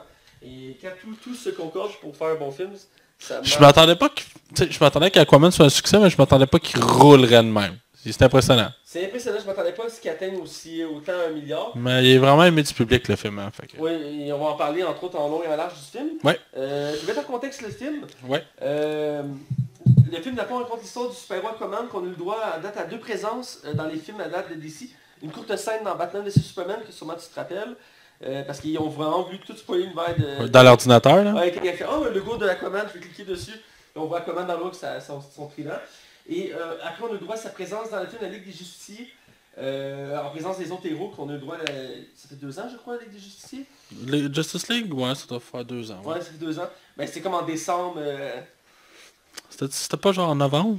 Un truc comme ça, je vais aller vérifier en attendant. Et bref, et donc, il y avait déjà le droit à 2 présences, toujours joué par Jason Momoa. Et là, c'est lui qui est en plein écran, qui est devant la scène, c'est son film sur lui. On découvre l'univers du héros Aquaman, Arthur Curry, non civil. 2017, ouais. 2017, c'est ça je pensais. Il est sorti exactement le 17 novembre 2017. Et les événements se déroulent après le film La Ligue des Justiciers. Il y a une courte mention au début du film. Ouais, mais comme s'il l'assumait pas, hein, par exemple. Ouais, il faut comme un peu pour qu'on l'oublie. Et dans le fond, on suit les événements comment Arthur Curry va devenir le héros Aquaman, qui a même embrassé son destin, un peu à la manière du film Thor ou La Panthère Noire, si je peux dire. Mais ce film-là, il est plus proche d'un Thor qu'autre chose. Là. Ouais, ça ressemble beaucoup à un Thor, effectivement. Même certains voyaient l'acteur faire Thor aussi, mais Ouais, je verrais même les deux inversés, puis ça ferait ouais, ça pareil. expliquait super bien. Donc si on le suit, puis on va découvrir l'univers des Atlantes, qui est de son peuple aquatique, parce qu'Aquaman est un super-héros aquatique, qui est dans le fond un demi-humain, demi-Atlante, et ça va jouer là-dessus tout le long du film. Il va tirer entre deux destinées. Donc vraiment, je ne vais pas trop révéler de l'intrigue, parce qu'il y a beaucoup d'éléments dans le film. On va aller au casting. Ouais. On fera pas le tour évidemment, mais je veux quand même parler de quelques acteurs qui sont importants à mentionner dans le film. D'abord, Jason Momoa, on n'a pas le choix Ouais, d'en forcément. parler. C'est son premier grand rôle, là. Ben, il a fait le mec de Conan le Barbare au cinéma. Ouais, mais il avait été un flop monumental, là. Ouais, à part ça, je pense que tu as raison, c'est pas mal son plus grand rôle au cinéma. Parce que sinon, il était connu pour la série Trône de Fer. Ouais, Game of Thrones, là. J'avais lu, je pense aussi qu'il avait joué dans Stargate aussi, je crois. Ouais, puis il a joué dans Hawaii, quelque chose Ouais, aussi. oui, 5-0, ouais. Ouais, c'est ça. Bref, Vas-y, je t'écoute. moi j'ai beaucoup aimé Jason Momoa. Ben, je l'avais apprécié dans Justice League. Je trouvais que c'était un qui était critiqué justement dans le film. Je trouve que le personnage il est cool. Tu sais, on est loin d'un majestueux Aquaman comme on pouvait voir dans d'autres comics. Là, on a un Aquaman qui est juste comme moi, je bois de la vieille, j'aime la vieille. Puis pour vrai, je pense que qu'est-ce qui rend ce film-là encore meilleur, c'est que Jason Momoa a l'air de prendre son pied. Il a vraiment l'air d'avoir du fun. Le personnage, là, il est comme naturel avec. On dirait qu'Aquaman, c'est lui. Et puis, je sens tellement de l'amour envers son rôle, puis envers le film, puis on dirait... Ça se sent un acteur qui a du fun dans le film, là. Ben oui. Ça se sent beaucoup, là. Puis, je dois avouer là, que j'apprécie grandement son personnage, puis son interprétation. Je trouve vraiment que grâce à... Le film se tient beaucoup grâce à lui, là. Je suis amplement d'accord, je trouve que c'est un bon acteur, mais je trouve qu'il y a un défaut, c'est que sa palette d'émotions est assez limitée. Ouais, mais ça m'a pas dérangé, moi. Parce que, outre le fait que moi je suis badass, je suis fort, je suis full badass, il a tendance à répéter un peu ce genre-là. Le côté profond, je suis tourmenté, tout ça, on le voit moins dans ce rôle-là. Je sais pas si on a besoin de le ressentir. Ben, si on fait un parallèle avec le film Thor, dans la force de Thor, c'est qu'on voyait que le personnage de Thor était torturé du début à la fin, sur sa destinée, sur son but. Et ici, Aquaman, oui, il y a un destin à prendre, mais je ne l'ai pas tellement ressenti durant le film qu'il était tourmenté ou qu'il était en réflexion. Je sentais juste qu'il progressait, il se posait oui des questions, mais ça n'allait pas plus loin. Mais dans l'ensemble, j'aime beaucoup Jason Momoa, c'est un acteur qui se prête bien au jeu d'être un homme poisson, si je peux dire. Ouais. Ben, moi, c'est bizarre, je suis plus ou moins d'accord avec toi. Je trouve que les enjeux qu'Aquaman doit affronter, comme où est sa mère, là, c'est pas un spoiler, là, c'est dans le résumé du film, là. Où est sa mère, ou comment il doit gérer comme le fait qu'il doit prendre le trône du roi. Je trouve que ça a amené vraiment une certaine profondeur au personnage. En tout cas, moi, c'est l'impression que j'ai eue, là. Mais écoute, Bon, regarde, c'est discutable, là. ce qui m'avait dérangé, qui m'a mené à cette réflexion-là, c'est ces gags. À certains moments dans le film, il va dire des répliques que j'ai trouvé qui étaient un peu de mauvais goût, qui ne cadraient pas avec le personnage. Ouais. Exemple, ben là, j'en parlais à côté spoiler. Ouais, c'est bon. Mais c'est vrai que je comprends que ça brisait des fois le rythme. Voilà, exactement. Mais dans l'ensemble, c'est un très bon acteur, il est très bon là-dedans. Il est un peu différent des comics pour le personnage d'Aquaman. Une bonne chose. Il y a quelques petites libertés, mais j'ai lu les comics récents, j'en ai profité pour la sortie du film, j'ai acheté les comics récents d'Aquaman. J'aime beaucoup l'univers d'Aquaman, c'est très intéressant. Mais outre le fait qu'ils ont travaillé avec Aquaman, le reste de l'univers est quand même très bien respecté, j'ai bien aimé ça. Le côté origin story, l'apparence, les autres personnages, les méchants dans le film sont tous très ressemblants à ce qu'on a dans les comics, donc j'ai apprécié ça. Donc ça c'était pour Jason Momoa. Je connais avec l'actrice qui joue Mera, qui est l'actrice principale du film, qui est Amber Heard. Maudite belle femme, hein? Une belle femme, effectivement, une belle actrice, que je connaissais pas vraiment, honnêtement, avant ce film-là. Moi, je la connaissais à cause d'un film avec Nicolas Cage. C'est comme dans un char. Puis Nicolas Cage doit se battre comme le démon. Ouais. Attends, c'est-tu genre qui sort des enfers? Oui, c'est ça. Oui, elle est là-dedans! Ah ouais, c'est elle la blonde dans le film. Oh, c'est elle la bonne Ouais. Je me suis dit de ce film-là, genre, il s'enfuit des enfers pour venger sa fille. Oui, c'est ça. Ah oui, oui. Puis il y en a un autre démon qui court après pour le ramener. C'était pas bon. C'était pas bon. Mais c'est quand je l'avais vu à la TV, c'est cool, je connaissais quand même pas pire. Mais je l'avais écouté il y a quelques années, ce film-là. J'étais comme... Il y a quelques bonnes idées, là. Mais était. Mais les coquilles, on voyait que c'était le moment qui en perdait, là. Ben, c'est lancé le dernier film avant de faire du direct to DVD. Fait que... Ouais, donc c'est ça, je vais te laisser commencer avec Amber Heard. Ben moi je l'ai beaucoup aimé. Je trouve juste que peut-être son évolution de son personnage saute beaucoup même, je te dirais. Pas dans le sens qu'elle saute sur place, là, mais genre ses émotions, ses choix, la romance qu'il y a autour dans le film, je trouve que ça manque de naturel un peu. Mais je la trouve bonne. Là. Amber Heard, je trouve vraiment qu'elle livre une performance vraiment très acceptable. Mais elle est vraiment comme faire valoir un peu quand même dans le film. Mais j'ai apprécié là, malgré tout ce personnage. Pour ma part, comme je disais, je ne connaissais pas l'actrice, mais j'ai beaucoup aimé son personnage qu'elle joue dans le film Mera. Dans les BD, on comprend encore plus les motivations de ce personnage-là. Je te coupe. Étais-tu dans le Justice League pas longtemps? Oui. Ouais, dedans, hein? Quand Aquaman il apprend pour les 3 box, il va dans l'eau la rejoindre, puis il crée une bulle d'air pour parler, ce qui est plus présent dans le film Aquaman d'ailleurs. Et il demande, il a besoin de quelque chose pour se battre. Puis la scène suivante, on le voit, il est rendu avec une armure verte, puis un trident.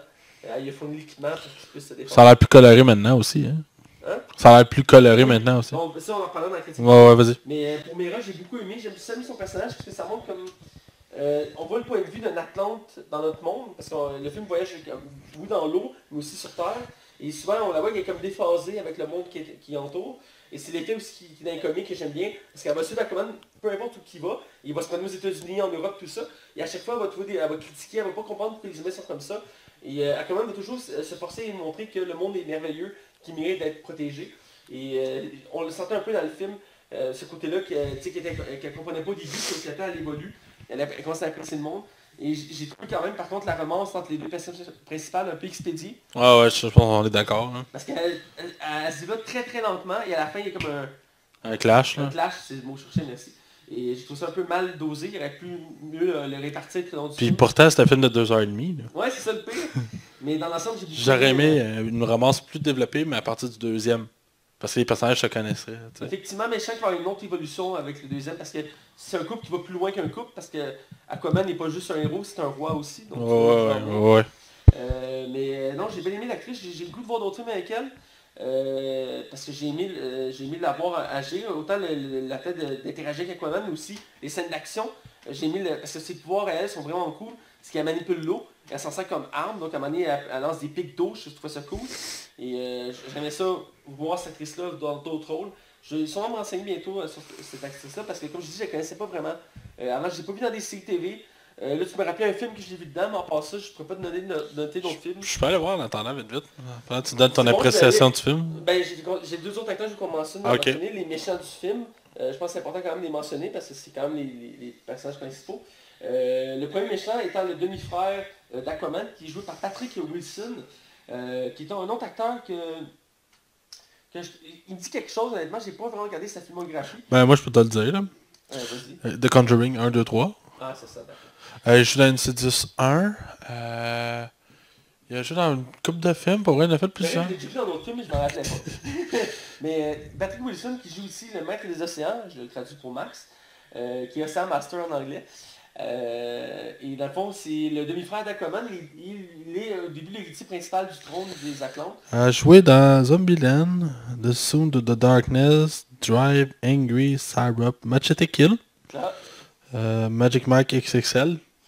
Tu l'as-tu vu, toi? J'écouterai jamais ça. Non. C'est ton genre de film, là. Mais... Et j'essaie d'en trouver, mettons. Elle joue dans Pineapple Express. Puis Alpha Dog. Tu te rappelles-tu d'Alpha Dog? Tu sais, le film avec Justin Timberlake, là, puis Bruce Willis, hein? Ah, ok, oui, je sais de quel tu parles, oui. Ouais, bon. Bref, tu me mets trop dans le coin, là. Là, Alpha Dog, le poster, là, je en post-production, je vais peut-être faire ça si je suis motivé. Parce que ça prend beaucoup de temps à faire. Tu me détestes, hein? Ouais, je te déteste. Ça pour dire que j'ai trouvé intéressant, c'est un des méchants plus emblématiques de l'univers d'Aquaman. Et je suis content qu'il l'ait mis dès le premier film. J'aime pas ses cheveux. Tu t'en parleras dans le séance. Excuse. Mais en tant que tel, j'ai trouvé l'acteur un peu rigide dans son jeu, même s'il est intéressant, une bonne interaction avec Aquaman. Mais on sent qu'il se concentre juste sur la colère, ce qui est correct dans le sens que c'est lui qui est censé être le roi, puis on veut tout y voler. C'est un peu représentatif du méchant dans les comics. Son but c'est de contrôler le monde entier par les 7 royaumes des océans. Ouais. Il joue très bien les personnages comme dans les comics. Ça, je lève mon chapeau. Mais il n'est pas très marquant au final de ce que non, c'est ça, ouais. J'ai aimé son apparence, j'ai aimé sa création, tout ça. Mais en tant que tel, il est placé secondaire dans le film. Ils ont voulu mettre comme 2 méchants plus ou moins égaux. Et au final, il n'y a pas vraiment d'un qui sort son épingle du jeu, si je peux dire. Mais il est quand même... J'ai aimé pour le côté fidélité au comique, le côté enjeu, tout ça. Mais il n'est pas très marquant en ça comme méchant. Mais j'ai apprécié, je dois le préciser, que pour une fois, DC a voulu mettre des méchants réels. Parce que c'est un des défauts des films DC qui commence à être un peu lassant. C'est qu'ils font des méchants en CGI. On a eu le droit un peu en partie dans Wonder Woman, mais aussi dans Justice League et Batman vs Superman. Donc, à un moment donné, Ouais, ils ont de la misère, hein. À la fin, c'est tout le temps, à date, toutes les DC, c'est tous des films qui finissent avec un tas d'effets spéciaux à la fin, là. ben, ça, c'est un des défauts qu'on mentionne plus loin au film. Mais bref, qu'est-ce que tu as pensé, toi, de... Moi, je l'ai trouvé super bon, Patrick Wilson. C'est un acteur que j'aime beaucoup, beaucoup. C'est vrai que c'est pas un gars qui a 1000 faces, là. Je veux Non. dire, il peut pas faire des grimaces intenses, mais j'ai trouvé vraiment que son personnage, au moins, je trouvais que c'est probablement à date actuellement, là, le meilleur méchant qu'on a eu dans le DCU. Je trouve vraiment qu'il est vraiment bien écrit. J'y crois à la rivalité. Ouais, il y a une bonne rivalité. J'y crois vraiment, puis je crois vraiment qu'il tient à son trône. Je pense que c'est une des choses importantes. Puis James Wan, qui a réalisé justement Conjuring, ben, tu sais, c'est un de ses acteurs fétiches. Il a dû faire, toi, Patrick, tu viens avec moi, tu t'envoies dans l'eau, puis tu vas être le chien master. Bref, non, moi j'ai apprécié, à part ses cheveux. Ah. Je sais que dans le comics, il doit être de même, probablement, les peignés par en arrière, là, mais ça a l'air d'un oignon, là, mais... Ben, dans le comic, il y a toujours un masque qu'on voit, entre autres, dans le film, avec une espèce de fille bleue. Ouais, il l'a-tu tout le temps, ça va, dans le comics, genre? Ben, presque, il enlève de temps en temps, mais c'est sa marque, là. Ça, c'est comme le casque de Black Manta, là. Ok. Pour finir, je vais finir avec l'acteur que le nom est pas facile à prononcer, qui est Ia Abdoum Matin 2, si je me trompe pas. J'ai peut-être inversé une voyelle quelque part. T'es-tu capable d'essayer de le dire rapidement un coup, genre? Il faut que je le lis. Faut pas dire de moi. Non, ça vaut la Ça va peine. être un challenge, là. Max, il briller encore plus de ma gueule. Ia Abdoum Matin 2. T'en viens fort, man. Ouais, tu donnes mal à la tête. Bref, c'est lui qui fait l'autre méchant du film, qui est Black Manta, qui est dans les comics le méchant le plus emblématique d'Aquaman, c'est son plus grand némésis. C'est son premier méchant, celui qui est là depuis toujours. Un peu la manière du Joker pour Batman. Ouais. Et moi, c'est un de mes méchants préférés de l'univers de DC. J'adore le voir interagir, on le voit entre autres dans l'univers des comics. Je parle de l'escadron du suicide, comme t'aimes le dire. La Suicide Squad. Comment tu fais pour aimer ces noms-là? Tu trouves pas que ça sonne comme le cul? J'aime la langue française, vois-tu. Ah ouais, mais à un moment donné... Bref, tout ça pour dire que c'est un méchant que j'aime Tu beaucoup. dis craft dinner ou tu dis dîner craft?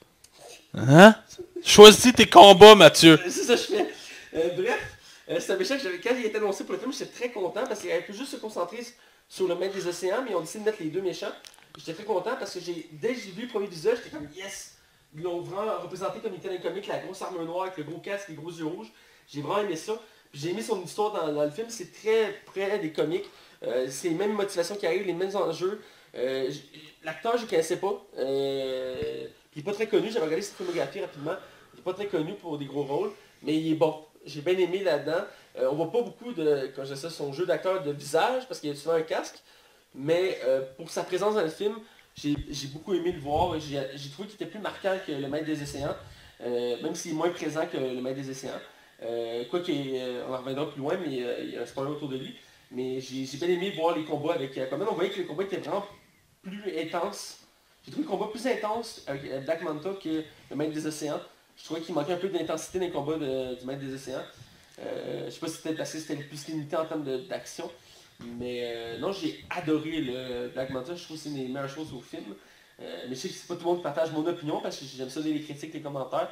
Mais pour ma part, c'est une des choses que j'ai adoré du film. Toi, qu'est-ce que t'en as pensé? J'ai pas d'opinion. Je veux dire, j'ai trouvé que c'était un méchant bancal qui était là parce qu'il fallait en mettre un. J'ai l'impression que James Wan, un des défauts du film, c'est de tout vouloir faire dans le même film, là. Fait que c'est... Non, j'ai pas d'opinion. Je trouve vraiment que c'est un méchant générique. Honnêtement, là, je trouve vraiment que... J'ai trouvé son design cool. Ça je peux lui donner. Mais j'ai pas... Non. C'est correct. On peut pas plaire à tous. Chez tous les films d'ici, tu as bien de la misère, fait que tu as bien de l'effort. Je suis très content. Tu veux rien, je sais que j'ai raison. Voilà. Donc, on va dire notre critique générale du film. Ouais. Donc, je vais te laisser aller, j'ai hâte de t'entendre. Ben, écoute, on n'a pas été le voir ensemble, mais celle-là... Non, t'es allé le voir avant moi, je pense, puis t'es allé le voir sans toi. Ouais. J'ai beaucoup aimé ça. Mais, tu sais, beaucoup, mais peut-être une coche en dessous de Wonder Woman. Wonder Woman m'avait vraiment beaucoup plu à sa sortie. Lui, j'ai vraiment eu du plaisir, par exemple. J'ai vraiment eu l'impression de suivre une ride de roller coaster, où il y a comme plein de choses qui arrivent. Il y a beaucoup de choses qui arrivent, par exemple. Il y en a peut-être un peu trop. Je pense que le film aurait mérité à être charcuté un petit peu, là, de réduire un peu le temps. Je trouve que le film, il est long, il y a des bouts longs. Mais le film essaie de te faire voyager malgré tout, autant dans le désert que dans certaines zones de la mer. On va aller dans des zones comme plus creuses. monstre, on va aller sur la terre ferme. J'ai aimé beaucoup le jeu de Jason Momoa, j'y ai cru. Je trouvais que ça faisait du bien aussi de faire un film on se fout un peu de ce qui est fait avant. On se concentre à faire ce film-là, puis uniquement ce film-là. Puis si ça marche, tant mieux, on les reliera plus tard. Mais pour ça, j'ai vraiment, vraiment beaucoup apprécié. C'est un film qui est un très bon divertissement. C'est pas un plaisir coupable. Comme Justice League est plus light pour toi puis moi, là. C'est parce qu'on le sait, Justice League, c'est loin d'être un grand film.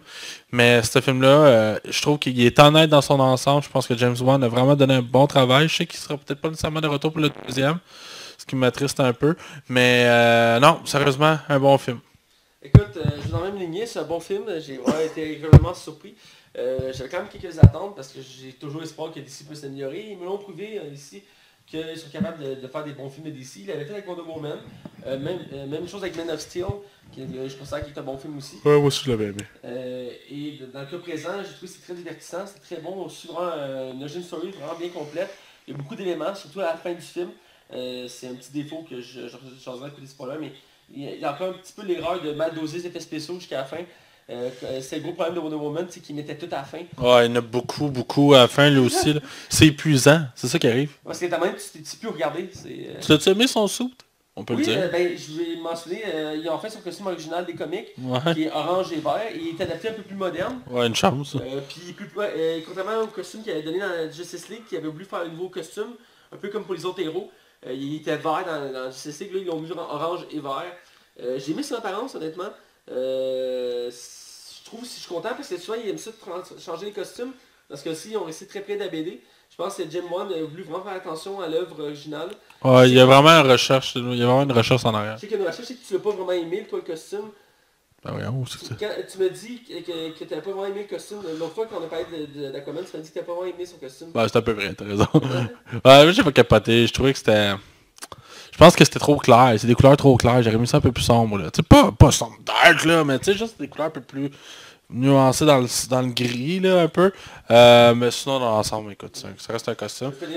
Mais je trouve que, je fais une petite parenthèse, t'as-tu vu le costume de Shazam, combien il a coûté?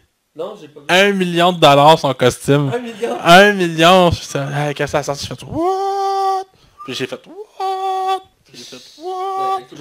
Ouais, j'étais bien surpris. Bref, continue ton appréciation. J'ai trouvé le film vraiment bon. Le casting, j'ai trouvé 5 étoiles. Une petite faiblesse un peu pour Jason Momoa, mais ça reste un excellent acteur. Les effets spéciaux, c'est très bien dosé, sauf un peu à la fin. Oh, la fin. Le scénario se tient bien. L'histoire est vraiment intéressante. Il y a des petites longueurs, mais on les oublie en regardant le décor autour. Parce que les paysages sont coupés le souffle dans le film. Mais il y a un bon rythme, hein. Il y a un bon rythme. Il y a beaucoup de stock. Pour ceux qui ne sont pas habitués de connaître ces univers-là, ça peut paraître trop. On peut avoir, j'ai connu beaucoup de monde et j'ai vu des critiques qui disaient qu'il y avait trop de stock dans le même film. Et ça peut être déroutant. Même la fin qui a beaucoup déstabilisé le monde parce que t'as bien l'impression d'être sur Terre. Mais ça c'est un autre débat. Mais dans l'ensemble, moi j'ai apprécié pour ce que j'ai vu. C'est vraiment des meilleurs films de DC. On voit qu'ils ont vraiment corrigé beaucoup de défauts. C'est un plaisir coupable. Là. C'est pas encore parfait. Mais c'est très bon. Et, par contre, un petit bémol. J'ai senti la touche Marvel dans ce film-là. Oh ouais. Ils ont voulu un peu faire un petit peu une copie de Marvel sur certains éléments, entre autres l'humour. Ça marche pas tout le temps pour l'humour. Je trouve que des fois ça marchait pas avec le personnage d'Aquaman. Des fois il essaie de dire des gags puis c'est pas super drôle. C'est quelque chose que je peux reprocher. Oui, on voulait se rapprocher un peu plus des films de Marvel. Mais en même temps, il faut que DC ait son propre style de film. Ouais. Sinon ça sert à rien de faire leur propre de film. Mais ils s'en sortent bien pareil là. Oui, ils s'en sortent bien. Mais ça manque la petite patte là, qu'on le reconnaît là. Il manque une petite touche, mais c'est très bon. Et vraiment, j'ai adoré du début à la fin des films, surtout le début. C'est comment dire, mais Nicole Kidman, je trouve qu'elle est vraiment bonne en Reine Atlanta.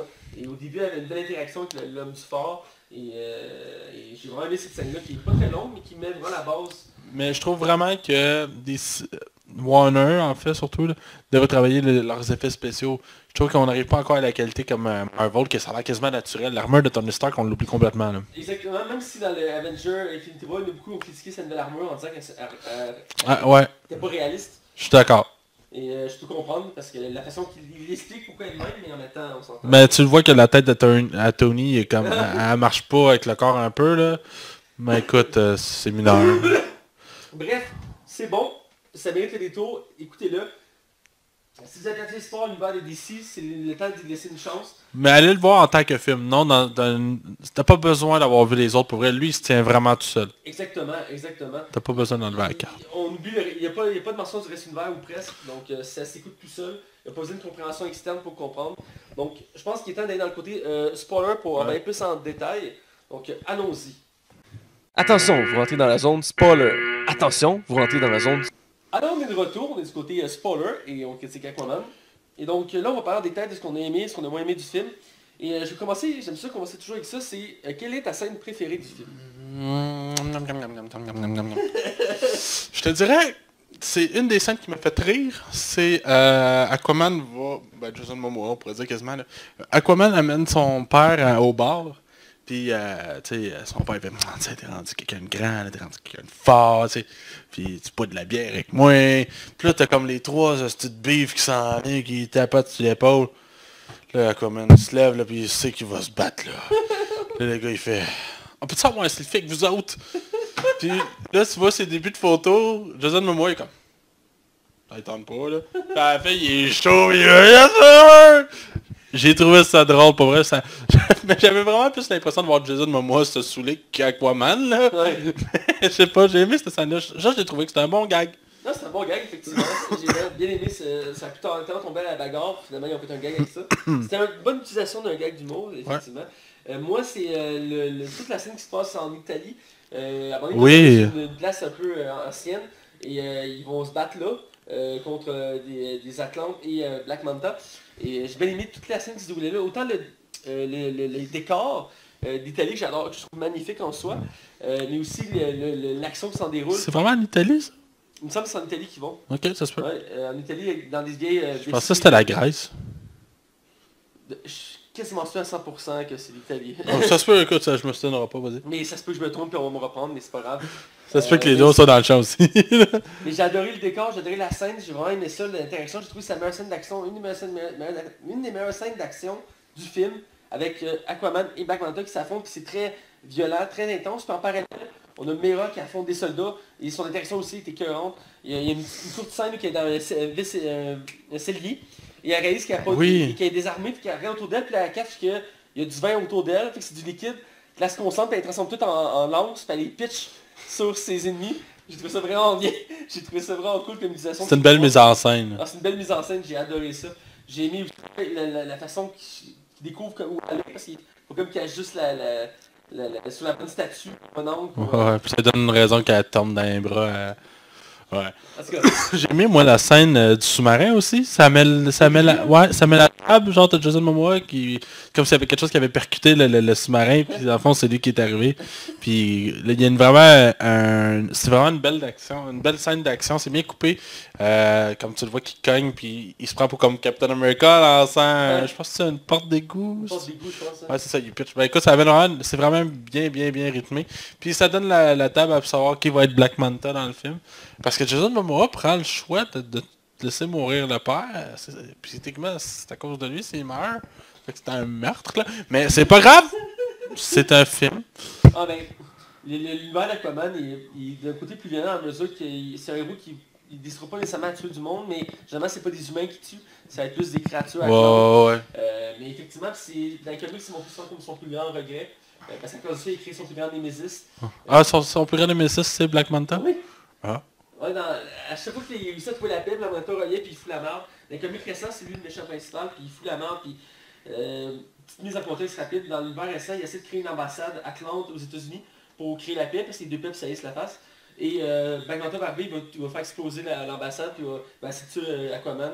Ça va comme foutre toute la marde, ça va montrer que les Atlantes sont dangereux, et tout ça. Fait que là, Faut falloir qu'il le tue, il aura pas le choix.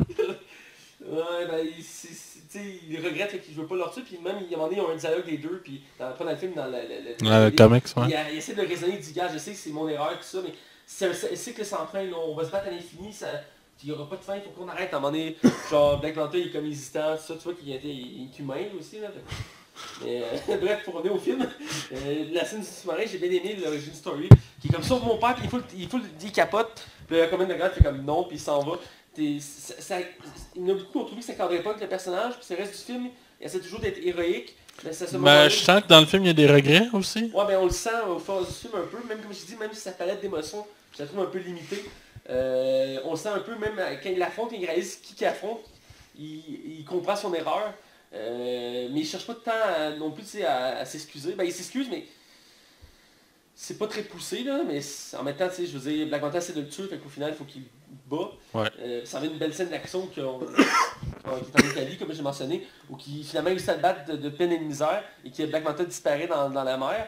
Et il y a une scène post-générique qui annonce son retour, qui est sauvé par un docteur scientifique, qui est joué par Randall Park, Et je sais où tu t'en vas. qui est un personnage aussi qui jouait dans Hitman 2, qui faisait l'agent du Ils se FBI. partagent des acteurs maintenant. C'est genre des acteurs qui jouent un agent du FBI qui surveillait Ant-Man dans le deuxième film. C'est une petite anecdote que je vais mentionner. Ah ouais. On revient au film à Aquaman. On va continuer après le sous-marin. Aquaman va voyager avec Mera parce qu'il faut qu'il... Qui est dans le Sahara. Non, en fait, en premier lieu, il va aller à Atlante affronter son demi-frère. Ouais, il va y avoir un combat. Il va devoir s'en feu parce qu'il réalise qu'il n'est pas capable de le battre. Ouais, puis Aquaman, il va pour une raison, parce qu'ils ont essayé d'inonder une certaine partie de la terre ferme, Ouais. puis en envoyant toutes les vidanges, Sur toute la planète. ce qui est une belle critique, là, comme quoi qu'on pollue beaucoup. Là. C'est environnemental, ouais. Ouais, puis il a failli tuer le père aussi à Aquaman, c'est une des raisons pourquoi il va l'affronter. Là. Et qu'est-ce qui s'est passé du combat dans l'arène avec la lave tout? Je trouvais ça cool, moi, j'ai trouvé ça le fun, avec la pieuvre qui fait du tambour aussi, là. Et la foule est comme « Yeah! » Mais tu vois qu'Aquaman était clairement en dessous, là, Ocean Master. Mais j'aimais ça le combat, j'ai trouvé ça cool. Pour vrai, je l'ai pas vu venir que Amber Heard, j'ai oublié son nom, je m'excuse. Mera vienne comme gâcher le tout, je l'avais pas vu venir. Mais j'ai trouvé ça super bien rythmé, j'ai trouvé ça bon. Moi aussi, j'ai bien aimé la scène. J'ai trouvé ça cool. Ça me faisait penser un peu aussi à des films comme... excusez-moi, je me reprends. Ça m'a fait penser au film La Panthère Noire, si je peux le dire en français pour te faire plaisir. T'es pire de pire. Je vais y aller, j'aime ça. Le film, en français, ça s'appelle même pas de même. Je sais. C'est pas... C'est que je cherchais la en français, puis il n'y en avait pas. C'est là que je l'ai caché. Moi, là, ce que je t'avais de faire, là, je vais tout nommer les noms des films en espagnol. Tu vas tellement être fâché. Elle, Black Panther. El Blampantal de Ravanja Hafteyarinya. Tu veux dire mon cadeau parti, bref. Waka Waka. La scène du combat me fait penser à la scène de duel dans The Black Panther, je veux dire pour toi en anglais, où il affronte dans le fond son demi-frère, je crois, son cousin, Killmonger, le méchant de Black Panther. Il affronte en duel sur le bord d'une chute. J'ai trouvé que c'est similaire, c'est comme le combat ultime pour savoir qui va devenir roi. Et j'ai senti la même chose là. La seule différence, c'est que chacun avait ses pouvoirs. Fait que c'était plus brutal comme combat. Puis c'est dans l'eau, fait qu'il y avait comme un effet où il pouvait se promener un peu. Et la tension avec la lave, j'ai bien aimé ça. On a l'impression qu'il pouvait tomber dans l'ave et se tuer. Ouais, c'est fou, c'est comme s'il n'y avait pas d'eau, hein. Ouais, c'est comme spécial comme effet. On se croirait dans Bob l'éponge. C'est Bob l'éponge, j'ai juste lui qui peut allumer un feu dans l'eau, là. Ouais, il va à la plage aussi. Ouais, Il n'y a aucune logique. Ah, il fait même du snow, aussi. Il fait du stone. Oh mon dieu, Bob l'éponge, c'est tellement bon. En plus, le créateur de Bob l'éponge il est mort à la fin de 2018. Ouais. Il va avoir un troisième film pareil. Ah oui? Oh, il est annoncé peut-être. Oh bah, je les ai pas vus ces films-là.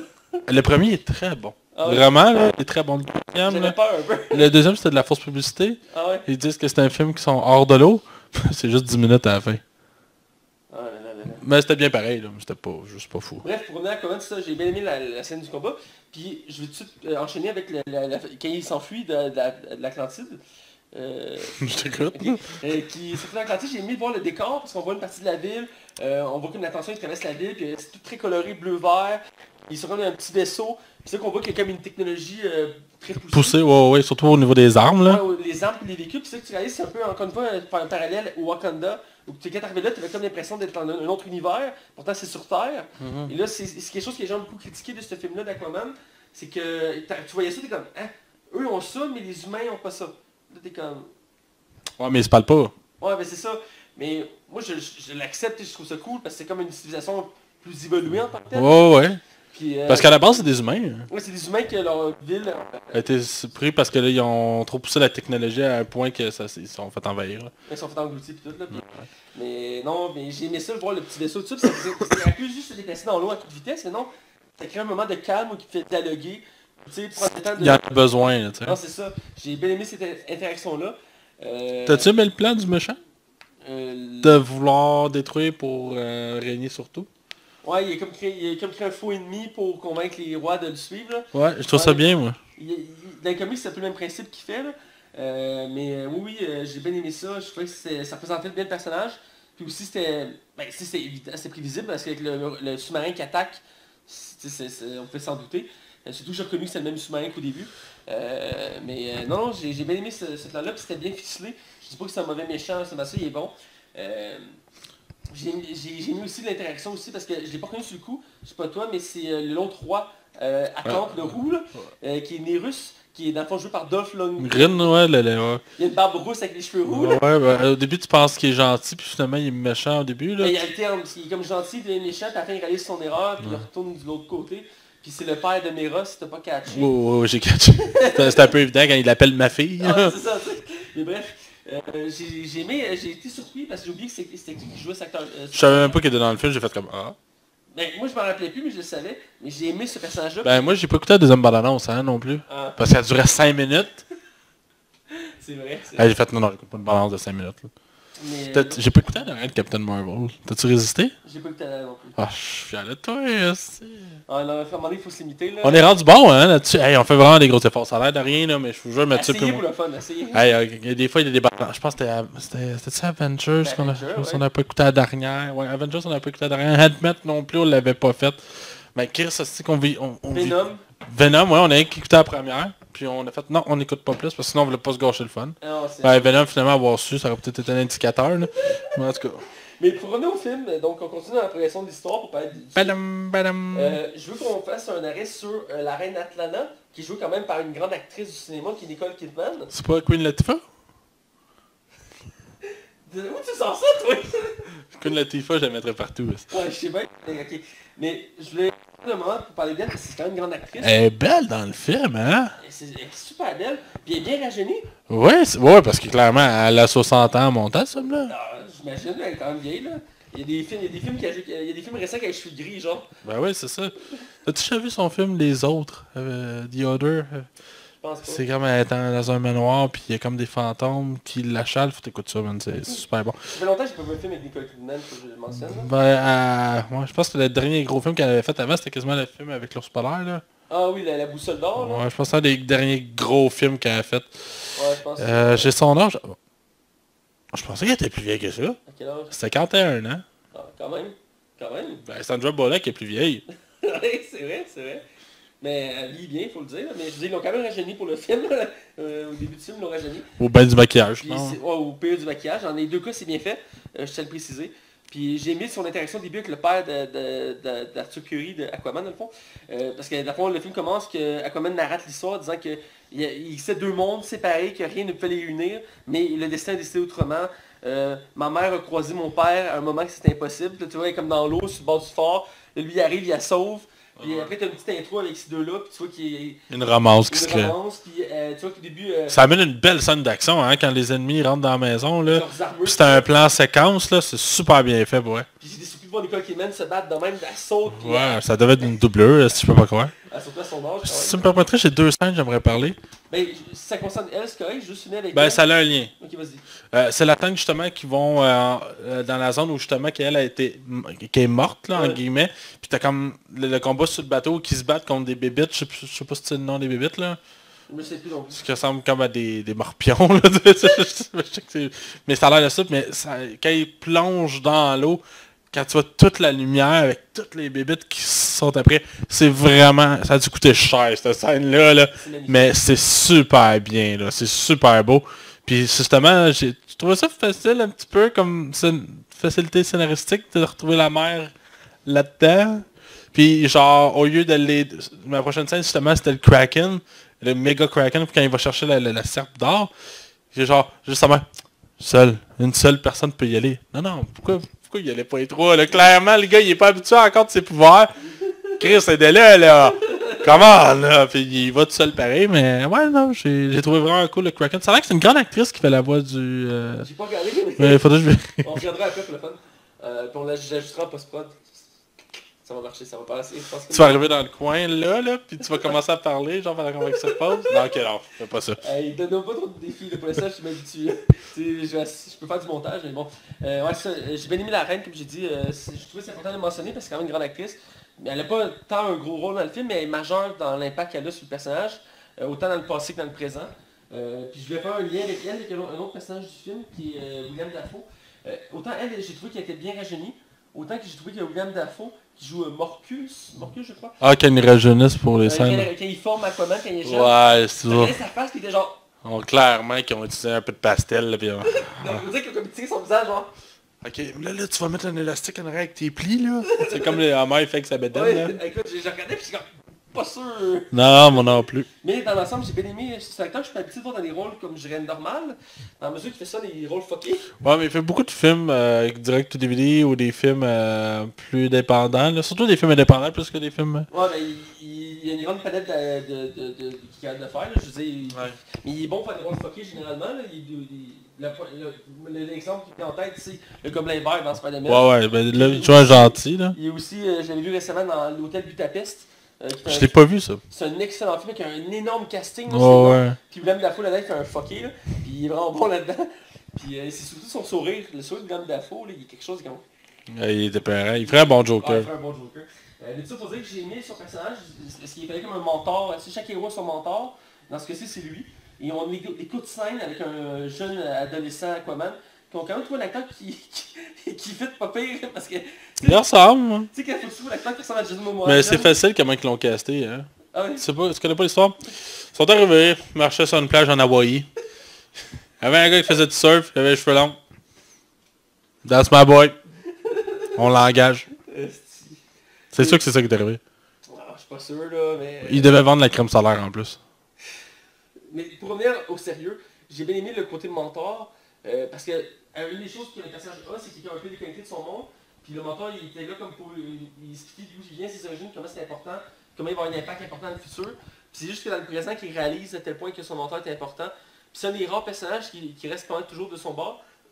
C'est la plupart des Atlantes. Je m'attendais comme qu'ils viennent méchants. Ben moi aussi, je m'attendais à ce qu'il est méchant.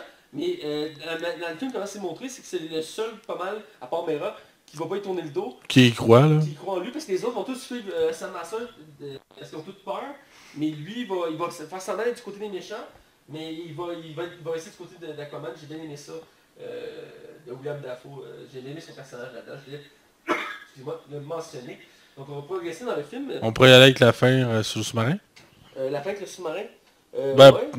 C'est pas un sous-marin, en fait c'est un... Je pense qu'on a fait pas mal le tour. Ouais, je pense que tu as raison. Le combat avec les crabes, les hommes crabes, ça, ok, on va se le dire, c'est super beau, mais astique c'est long, puis il y en a vraiment beaucoup d'effets spéciaux dans cette scène-là. La méga bataille, là, ouais. Beaucoup trop, ça aurait fait du bien qu'il coupe un peu, c'est pour vrai à la fin t'es comme, ok, là, amène-moi à la fin parce que là c'est trop, là. Ben c'est un des défauts du film qui ont eu de la misère encore, ils n'ont pas réussi à bien doser la fin. Et c'est là que c'est comme une espèce de... Il y en a qui ont comparé ça à un combat à la Star Wars. Là. Ouais. T'as des vaisseaux. Ouais, c'était... Refais-moi le dernier son. C'est vrai que c'est ça, pour vrai, c'est vraiment ça. Écoute, j'ai aimé voir ça, mais il y a tellement d'éléments que tu te perdais dans le combat final. Ouais. Je pense que tu es d'accord avec moi là-dessus. Ouais, absolument. Puis ça s'enchaîne super vite aussi. Ouais. Écoute, je l'ai essayé avec l'ultime affrontement. Sur quoi déjà? Sur une plateforme? C'est quoi la plateforme? Je pense que c'est le sous-marin. Parce qu'il y a des hélices, right? Ouais. Ok, en tout cas, bref, ça amène un beau combat. Puis, tu sais, il y a une belle chorégraphie. Puis, il y a comme la mère qui vient apparaître, qui vient comme fucker Patrick Wilson. Mais ce que j'ai aimé, en fait, c'est que je trouve qu'il était rafraîchissant, c'est que le méchant ne meurt pas. Il est arrêté. On va l'amener. Il va avoir une raison peut-être d'être là dans une suite. Mais je trouve vraiment que ça faisait du bien. Parce que à la date, même dans le DC, là, on avait tous des méchants qui mouraient à la fin, là. Ben, Man of Steel, Zod, il meurt. Lex Luthor qui va en prison, Ouais. qui en essaie psychiatrique, excuse. Puis t'as Steppenwolf qui retourne sur sa planète, là. Ouais. Mais Doomsday meurt, Ouais. Zod meurt, Ouais, je pense qu'il meurt aussi. Ouais. Suicide Squad. La sorcière, elle meurt. Ouais. Ouais. Elle meurt, ça? Non, elle meurt pas. Non, finalement, elle meurt pas, elle se régénère, c'est vrai. Ouais. C'est l'autre, Clark qui s'approche, puis il capote, puis il me semble qu'elle se régénère. Mais il n'y a pas vraiment de méchant dans ce film-là non plus. C'est un des problèmes du film. Alright, mais ça amène une belle scène. Est-ce que t'avais de quoi d'autre à rajouter? J'ai bien aimé la confrontation, je trouvais que ça faisait un bel parallèle avec le premier combat au début. Ouais. Il y a des séquences qui se répétaient. Puis là, contrairement, c'est Aquaman qui avait l'ascendant, et non le contraire. J'ai bien aimé ça, ça montrait qu'il y avait une évolution avec le personnage. Ouais. J'ai beaucoup aimé ça, puis j'ai aimé le fait qu'il finit par casser le trident de l'autre. Parce qu'au début, c'est lui qui... Vu que le gars trident est mort, ben c'est là, c'est sûr qu'il peut péter l'autre. Mais j'ai aimé ça comme le retour de... Voilà. Je suis fatigué, honnêtement. On est fatigué quand même tard, mais on y arrive à la fin, Ouais, c'est correct. Je suis pas pressé non plus, là. Donc j'ai aimé la conclusion Ouais. du film. Parce que Aquaman embrasse son héritage de devenir roi. J'aime bien sa narration parce qu'il est comme narrateur aussi dans le film, au début et à la fin. Il dit mon monde, nos deux mondes n'étaient pas censés se croiser, le destin a fait autrement. Maintenant j'ai dû faire ce que le destin m'avait prévu pour moi, en tout cas un truc comme ça. Il est très sage quand même dans ses paroles. Autant que je trouve qu'il n'y a pas une grande... C'est une évolution, là. Il y a une évolution, autant je trouve qu'il n'y a pas une grande palette d'émotions, autant qu'en dialogue, là, il peut être solide. C'est fluide, là. Les débuts par la fin, quand il parle, j'ai adoré ça. J'ai écouté un extrait en anglais, puis c'est aussi profond qu'en version française. C'est bien écrit, fait que... c'est bien écrit, puis ça paraît. Mais j'ai bien aimé la conclusion. Même si c'est un peu expédié quand même. C'est la grosse guerre. Là, ils sortent de l'eau, ils se battent 30 secondes. Tu me dis que t'es sans... je devrais être bruteur. Piou, piou, piou. Piou, piou, piou. Parce qu'un peu plus, on entendait des piou, piou, Ah ouais. piou dans l'eau. Le petit gros monstre qui sort à la fin aussi. Des quadripodes qui avançaient. C'est un peu ça, là. Mais j'ai aimé quand même s'il y avait beaucoup de stock, le fait de voir toute la technologie des Atlantes, montrer à quel point il était évolué. Tu as plein de sortes de vaisseaux, tu as des armes différentes, tu as des sortes de soldats, tout ça, puis même les crabes, les espèces d'hommes crabes, ils ont leur propre technologie. C'était très broche à foin, mais j'ai quand même voulu aimer l'effort qui était mis là. Mais bref, je pense qu'on a fait le tour du film. Je pense que oui, là. Donc on va dire notre note du film. Vas-y dans en premier, je suis curieux. Pour ma part, c'est un des meilleurs films de DC. Ça reste pas un film parfait en soi. Il y a encore des défauts. On a bien en mentionné quelques-uns, les effets spéciaux, tout ça. Un peu Jason Momoa, un peu les effets spéciaux, entre autres. Mais dans l'ensemble, c'est bon. C'est rafraîchissant, c'est bon. Rafraîchissant, je pense que c'est un bon terme ici. Ouais. Ça tombe pas à l'eau. Ouais, on est fort, c'est juste. Ouais, est-ce que je voulais pas déverser la goutte de trop? Ouais, j'ai manqué. C'est la goutte d'eau qui dépasse. Ouais, je m'excuse. C'est correct, Max. Tu vas pouvoir prendre un bon café après. Non, je me couche non, juste. c'est vraiment bon. J'ai aimé ça. J'ai aimé le casting, les effets spéciaux, l'histoire. Je trouve que ça vaut vraiment le détour. Pour ceux qui ont boudé l'univers DC depuis Batman vs Superman. C'est un bon retour. C'est un bon retour. Autant Wonder Woman était une belle surprise, autant c'est le cas ici avec Aquaman. Et autant ça donne encore plus espoir pour la suite qui s'en vient avec entre autres Shazam, qui est le prochain en liste. Au mois d'avril, 23 avril. 23 avril, voilà. Et qui lui aussi est considéré comme mitigé pour l'instant parce qu'il y en a qui sont pas sûrs de l'idée du... Moi, je trouve ça a l'air cool. Moi, je trouve aussi que ça a l'air cool. Moi, je suis prêt à assumer que c'est un jeune qui est dans un corps d'adulte. Ben, moi, je connais les héros, puis je le trouve vraiment nice, donc j'ai hâte de le voir en film. Mais j'ai l'impression que là, d'ici qu'on s'est trouvé sa formule, et je suis content. Tant qu'ils vont pas trop dans l'effet, on fait comme Marvel. Je trouvais ça un peu dommage qu'ils font la même chose que Marvel, puis ça apporterait rien de plus. Ouais, je suis d'accord. Ce serait peut-être plus rentable pour eux, peut-être, mais au final, ça viendrait fade. Tu sais, parce que copier, à un moment donné, tu perds la saveur. Donc même Marvel, il y a certains films qui perdent la saveur parce qu'ils veulent toujours refaire le même schéma. Donc c'est un peu le défaut un peu à Marvel récemment dans ses films. Ant-Man 2 était un peu la preuve de ça. Ouais, surtout Ant-Man 2. On voyait qu'il y avait un peu de misère de relancer la formule, de renouveler la formule. Donc ici, Aquaman... Mais c'était pas désastreux, tu sais. Non, c'est pas désastreux, c'est divertissant et tout ça. Donc Aquaman, vraiment, ça vaut le détour. Il mérite un 3.5 sur 5, amplement.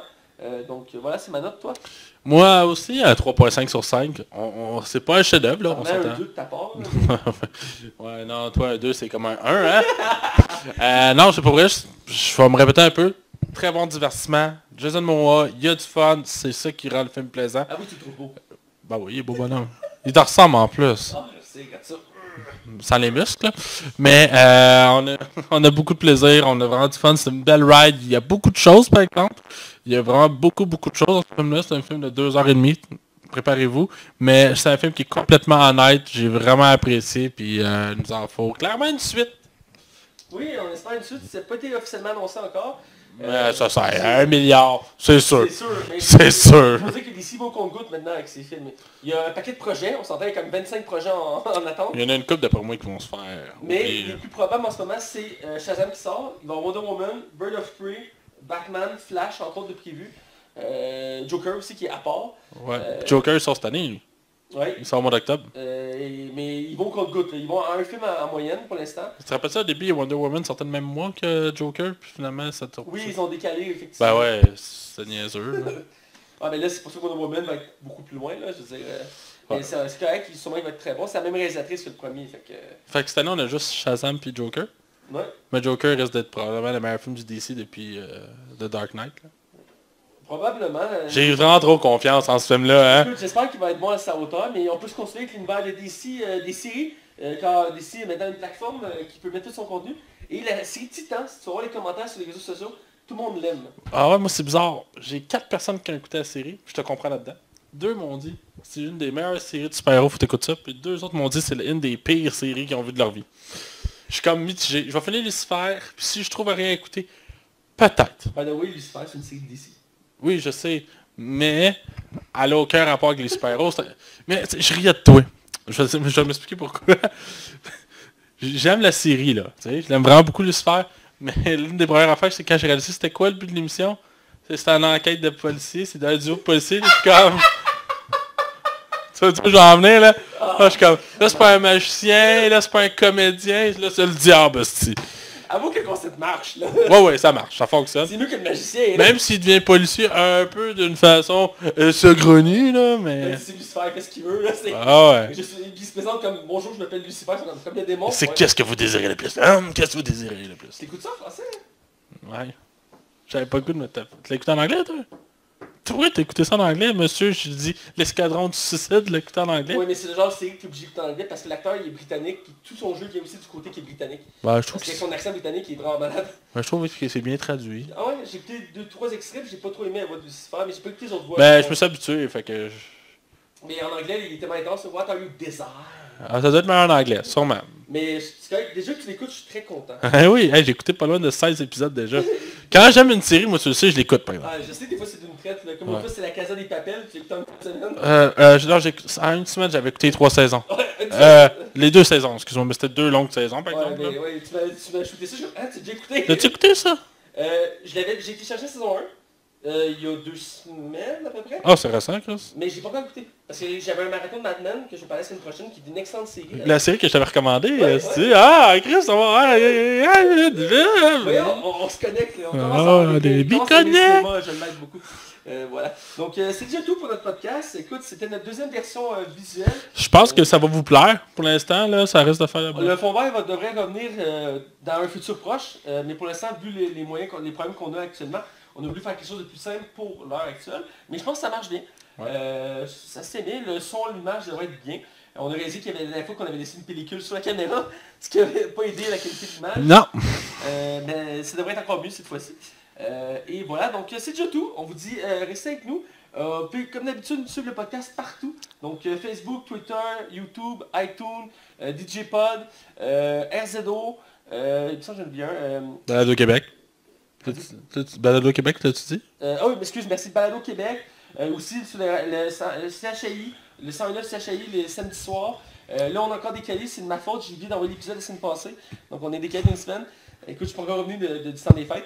Et maintenant, vous pouvez nous voir sur YouTube en visuel comme là. Mais le duo existe toujours d'ailleurs. Puis on remercie, c'est une des vidéos les plus vues, étrangement. Ouais. Je m'attendais comme pas à ça, mais ouais, c'est une des plus vues. Et comme ça faisait beaucoup, il y en a dont un qui m'a écrit cette semaine pour me dire « Hey, c'est quand le podcast revient sur iTunes? » Après plusieurs essais, plusieurs tentatives, ça a été long, ça a été compliqué, ça a été laborieux. J'ai été capable, iTunes a accepté le nouveau format avec le nouveau serveur RSS qu'on a. Là, au moment, je sais pas quand l'épisode va sortir, mais c'est 2 jours à peu près d'attente. Ça fait des choses qu'il ne peut pas redire au micro pour avoir un nouveau... Ça, c'est juste pour ceux qui regardent la vidéo. Voilà, exactement. Donc, pour finir, comme d'habitude, vous pouvez me suivre moi, Mathieu Belcovo, sur Facebook.